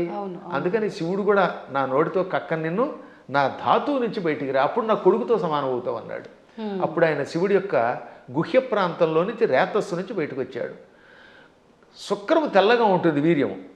ఈ లోపల శివుడి యొక్క వీర్యం నుండి బయటికి రావడం వల్ల అప్పటి నుంచి ఆయన కూడా తెల్లగా అందంగా శివుడిలో తయారయ్యాడు. అందుకని శుక్ర ఆచార్యుడు అన్నారు. అర్థమైందా? అలా శుక్రుడు అయ్యాడు ఆయన. ఇది శివపురాణంలో కాశీఖండంలో ఉంటుంది. నేను చెప్పాను కనుక చాలామందికి తెలుసు, విన్నారు. ఇప్పుడు శుక్రం అంటే ఏమిటనమాట? వీర్యము. అందువల్ల ఆయనకు శుక్రుడిని పేరు వచ్చింది. విశుక్రము అంటే విపరీతమైన విశేషమైన అని అర్థం. వి అనే అక్షరమునకు ఆ ఒక్క అక్షరానికి విశేషమైన వికల్పమైన శుక్రము కలిగినవాడు. అంటే వాడికి విపరీత కామం, చాలా ఎక్కువ రేతస్సు ఉండేది. దాంతో వాడు ఇష్టం వచ్చినట్టు తిరిగేవాడు. ఇప్పుడు వాడు చావాలంటే ఏమవ్వాలి? ఆయుధాలకి చావాడు. వాడిలో ఉన్న రేతస్సంతా లాగేస్తే వాడు చచ్చిపోతాడు. అది వాడికి వరం. అందుకని వారాహి దేవత ఏం చేసింది?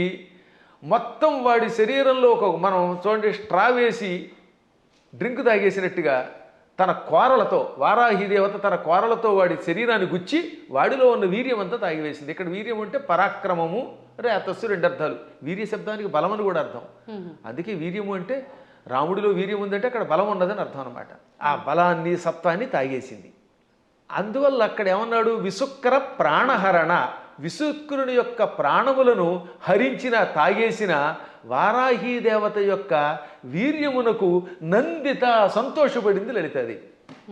ఇప్పుడు ఆ విశుక్ర శబ్దానికి ఈ వీర్యానికి ఇంటర్లింక్ ఇప్పుడు మీకు అర్థమైందా? ఆవిడ అక్కడ వీర్యమును తాగేయటం వల్ల ఆ వీర్యమునకు ఆవిడ సంతోషపడింది, ఆ బలానికి సంతోషపడింది. ఇక్కడ విషంగా రాస్తే ఈ రెండింటికి ఉన్న మంత్రార్థాలు, గూఢార్థాలు దెబ్బతింటాయి. ఎందుకంటే కొన్ని చెప్పడానికి స్టేజీ కాబట్టి చెప్పట్లేదు. కాబట్టి విశుక్రుణ్ణి చంపాలంటే వారాహి దేవతే ఉండాలి.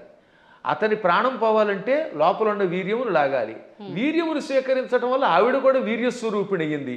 ఆవిడ వీర్యస్వరూపిణి అయ్యింది కాబట్టి ఆ వీరత్వానికి ఆవిడ అమ్మవారు సంతోషపడింది. అద్భుతమైనటువంటి భావనలు తెలియాలంటే అక్షరము పరబ్రహ్మముగా ఉపాసించాలి.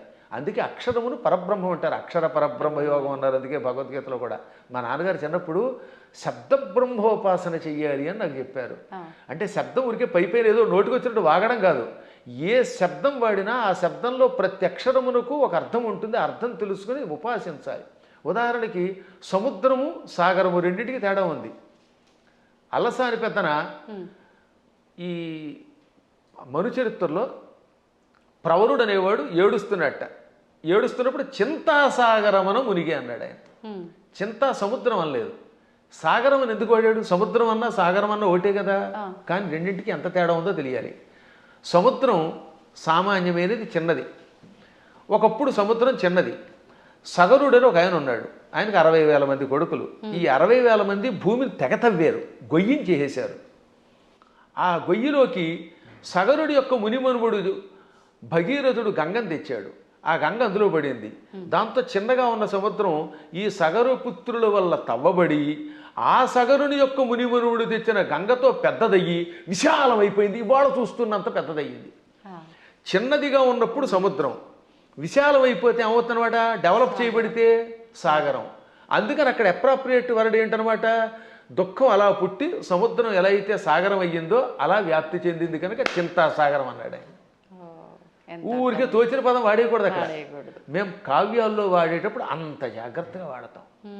ఇవన్నీ తెలియాలంటే వాడికి ముందు శబ్ద బ్రహ్మ మీద పట్టుండాలి, వ్యాకరణం తెలియాలి, ఏ శబ్దానికి వ్యుత్పత్తి ఏమిటో తెలియాలి, పురాణములలో విశేషాలు తెలియాలి, ఉపాసనలో రహస్యం తెలియాలి, మంత్రశాస్త్రం మీద పట్టుండాలి, శ్రీచక్రంలో నవావరణములో ఏ ఆవరణంలో వారాహి దేవత ఉంటుందో తెలియాలి, వారాహి దేవతకి ఎన్ని కోరలు ఉన్నాయో తెలియాలి. తెలుసా? మళ్ళీ వారాహి దేవతకి ఎడమ వైపున 5 కోరలు, కుడివైపున 4 కోరలు, కుడివైపునేమో 5 కోరలు, ఎడమవైపు 4 కోరలు ఉంటాయి.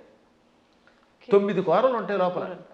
అది కూడా తెలియదు కొంతమందికి. అన్ని మామూలుగా దంతాలు వేస్తారు. ఈ వైపు 5, అందులో ఒకటి ఇలా వంగి ఉండాలి, ఒకటి పైకి రంపంలో ఉండాలి, ఈ వైపు 4 ఉండాలి. ఈ కోరలతో ఉన్న వారాహి దేవతను ఉపాసిస్తేనే సక్రమంగా పనిచేస్తుంది. ఆ 9 కోరలే శ్రీచక్రంలో నవావరణ పూజ. అవే నవరంధ్రాలని మనకి శుద్ధి చేసి పెడతాయి.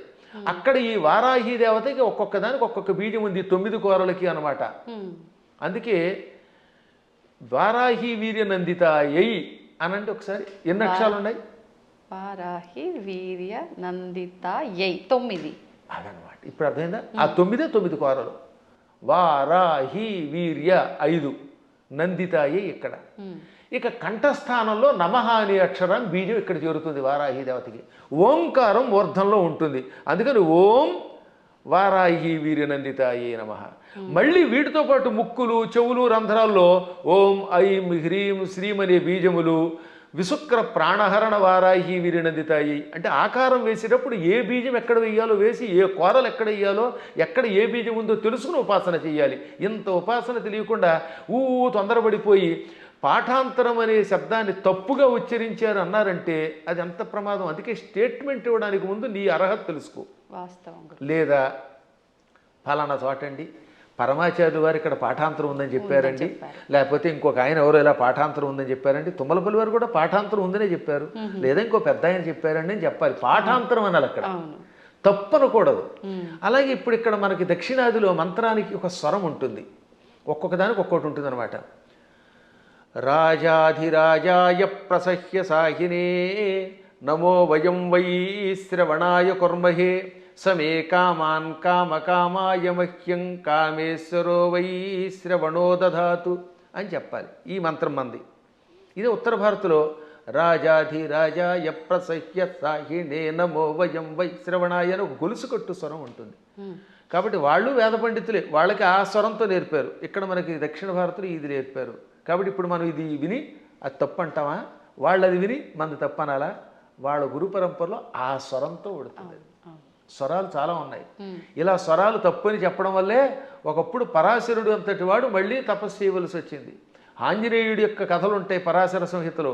అందులో ధ్వజదత్తుడు అనేవాడు స్వరాన్ని పక్కవాడిని నీతి తప్పు అని ఆక్షేపిస్తే స్వరం తప్పు కాదురా, వాళ్ళ సంప్రదాయంలో ఆ శాఖలో ఆ రకమైన స్వరం ఉంటుంది, నువ్వు ఆక్షేపించావు గనక వచ్చే జన్మలో దరిద్రుడివై పుట్టు అని గురువుగారు చెప్పిస్తే దరిద్రుడై పుట్టాడు వాడు.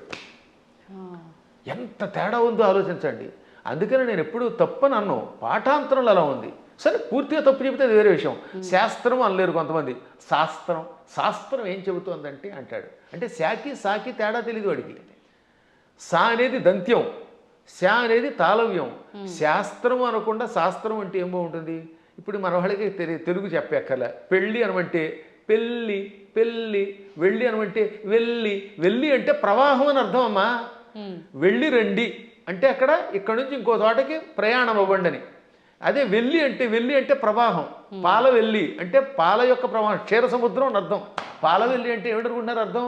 క్షీర సముద్రం అని అర్థం, క్షీరసాగరం. కాబట్టి వెళ్ళి రండి అంటే పొంగెత్తి నీళ్లతో ముంచండి అని అర్థం. మమ్మల్ని ముంచండి అని మీరే చెప్తారు, నా కొంప ముంచండి అని. కాబట్టి వెళ్ళి పెళ్ళి అంటే ఎంత అసహ్యంగా ఉంటుంది. వెళ్ళి అనలేక ఉచ్చారణ రాదు, ఏ శబ్దం ఎలా పలకాలో తెలియదు, మంత్రశాస్త్ర నియమాలు తెలియవు, ఎవడు పడితే వాడు స్టేట్మెంట్ ఇస్తేలాగా. ఎంత గట్టిగా ఎందుకు చెబుతానంటే ఇంక మీదటైనా పిచ్చి పిచ్చిగా ఇలాంటి వాటిల్లో వింటున్నప్పుడు పిచ్చి కామెంట్లు పెట్టకండి, దానివల్ల నాశనం అవుతారు. తెలిస్తే తెలిసినట్టు పెట్టండి. లేదా మాకు అనుమానం ఉందండి, ఎవరి దగ్గర నా తప్పు అంటారేమిటి, ప్రతివాడు తప్పు అనడానికి. అందువల్ల లలితా సహస్రనామంలో అనేక భాష్యములు ఉన్నాయి. మేము కూడా ఐశ్వర్యయోగం అనే అద్భుతమైనటువంటి ఒక భాష్యం గణపతి సచ్చిదానంద స్వామి వారి యొక్క ఆశీస్సులతో రాసిపెట్టాం. దాన్ని భారతీ తీర్థ మహాస్వామి వారు కూడా సంతోషించి అంగీకరించి పీఠికిచ్చారు. హేమాహేమీరైన జగద్గురువుల యొక్క అనుమతితో రాసినటువంటి గ్రంథాలు. ఎప్పుడైనా మీకు అనుమానం ఉంటే ఒక పాఠాంతరమో అనుమానమో అనండి తప్ప పలానా వాళ్ళ దాంట్లో తప్పు ఉందని తొందరపడి అనకండి. తప్పు అనాలంటే ఆ స్థాయి ఉండాలి, దానికి వివరణ ఇవ్వగలగాలి, అంతే, మూల్యాన్ని చెల్లించాలి. ఇప్పుడు ఏమన్నా అంటే అహంకారం ఉండవు. అహంకారం ఏమీ రాని సన్నాసిగా అహంకారం ఉంటే ఏం మాకెందుకు ఉంటుందమ్మా? అహంకారం ఉండవలసిందే. విశ్వనాథ సత్యనారాయణ గారు ఏమన్నారు తెలుసా? చల్లపిళ్ళ వెంకట శాస్త్రి గారికి నాలాంటి శిష్యుడు ఉండడం ఆయన ఘనత అన్నాడు ఆయన. అదే కాదు, అంతే. అప్పుడప్పుడు ఒక్కొక్కసారి భాషా పాండిత్యంలో మేము కూడా అలా అనకపోతే ప్రతి అడ్డమైన వాడు నెత్తి మీద ఎక్కడ మరి.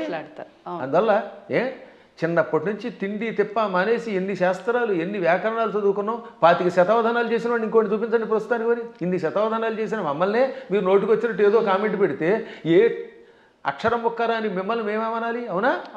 కాబట్టి సందేహం లేకుండా నేను పండితుండి ఎవడేమనుకున్నా ఇంకోటమ్మా, అనవసరంగా అహంకారం తెచ్చుకోకూడదు. కానీ అహంకారం ఒక్కోసారి ఉండవలసిందే. పద్మాకర్ గారు సొంత డబ్బా కొడుతున్నాడు అనుకుంటే కొట్టుకోమనండి, ఏం పర్వాలేదు. ఎందుకని? మీరు ఉద్యోగానికి వెళ్ళాలి. ఓ చోట మిమ్మల్ని ఉద్యోగానికి రమ్మన్నారు. అప్పుడు అప్లికేషన్ ఏమని చెప్పాలి మీరు? నేను చవటని, ఆత్మస్థుతి చేసుకోకూడదు కనుక అంతేత నేను చవటని, నాకేమీ రాదు, వాక్శుద్ధి లేదు, నా మొహం తగలయ్యా, నేను ఇలా ఉంటాను, నాకు ఉద్యోగం ఉండంటే ఇస్తారా? కానీ అప్పుడు ఏం చేయాలి? ఇప్పుడు ఉదాహరణ నేనే ఉద్యోగానికి అప్లై చేశాను ఒకప్పుడు లెక్చరర్గా. ఇప్పుడు గోల్డ్ మెడలిస్ట్ని, ఎంఏలో ఫస్ట్ క్లాస్ నాది, ఫస్ట్ ర్యాంక్ నాది, నేను ఎంఫిల్ చేశాను, పిహెచ్డి చేశాను, లేకపోతే నెట్ పాస్ అయ్యాను, నాకు ఇంత అవధానాలు చేశాను, పండితుడిని అంటే ఉద్యోగం ఇస్తాడా? నేను నన్ను పొగుడుకోకూడదు కాబట్టి చెప్తానండి, నేను సన్నాసినండి, చవటనండి, నాకేమీ రాదండి, నాకు ఉద్యోగం ఉండండి, ఎవరిస్తాడమ్మా? కాబట్టి ఒక్కోసారి ఆత్మస్తు తప్పదు. ఇలాంటి వాళ్ళకి సమాధానం చెప్పడం కోసం ఇలా మాట్లాడతాం. అలా విత్తప్పుడైతే ఈశ్వర కటాక్షం వల్ల ఇదంతా వచ్చాయి. నేను అలాగే రాసుకున్నాను పద్యంలో, అమ్మా జగన్మాత నిన్ను ఉపాసించి ఇంత గొప్పవాడిని అయ్యాను.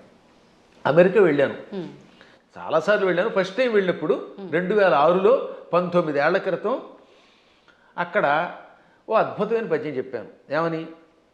ఎక్కడి ఆంధ్రమందు గల ఏలురో, ఎక్కడి ఆంధ్రమందు గల ఏలురో, ఎక్కడి కాలిఫోర్నియా దిక్కును మృక్కులేని పరదేశమునందున నిర్భయముగా ఒక్కడనై చెరించితి మహోన్నత కీర్తిని గంటి సంపదల్ మిక్కిలి గంటి.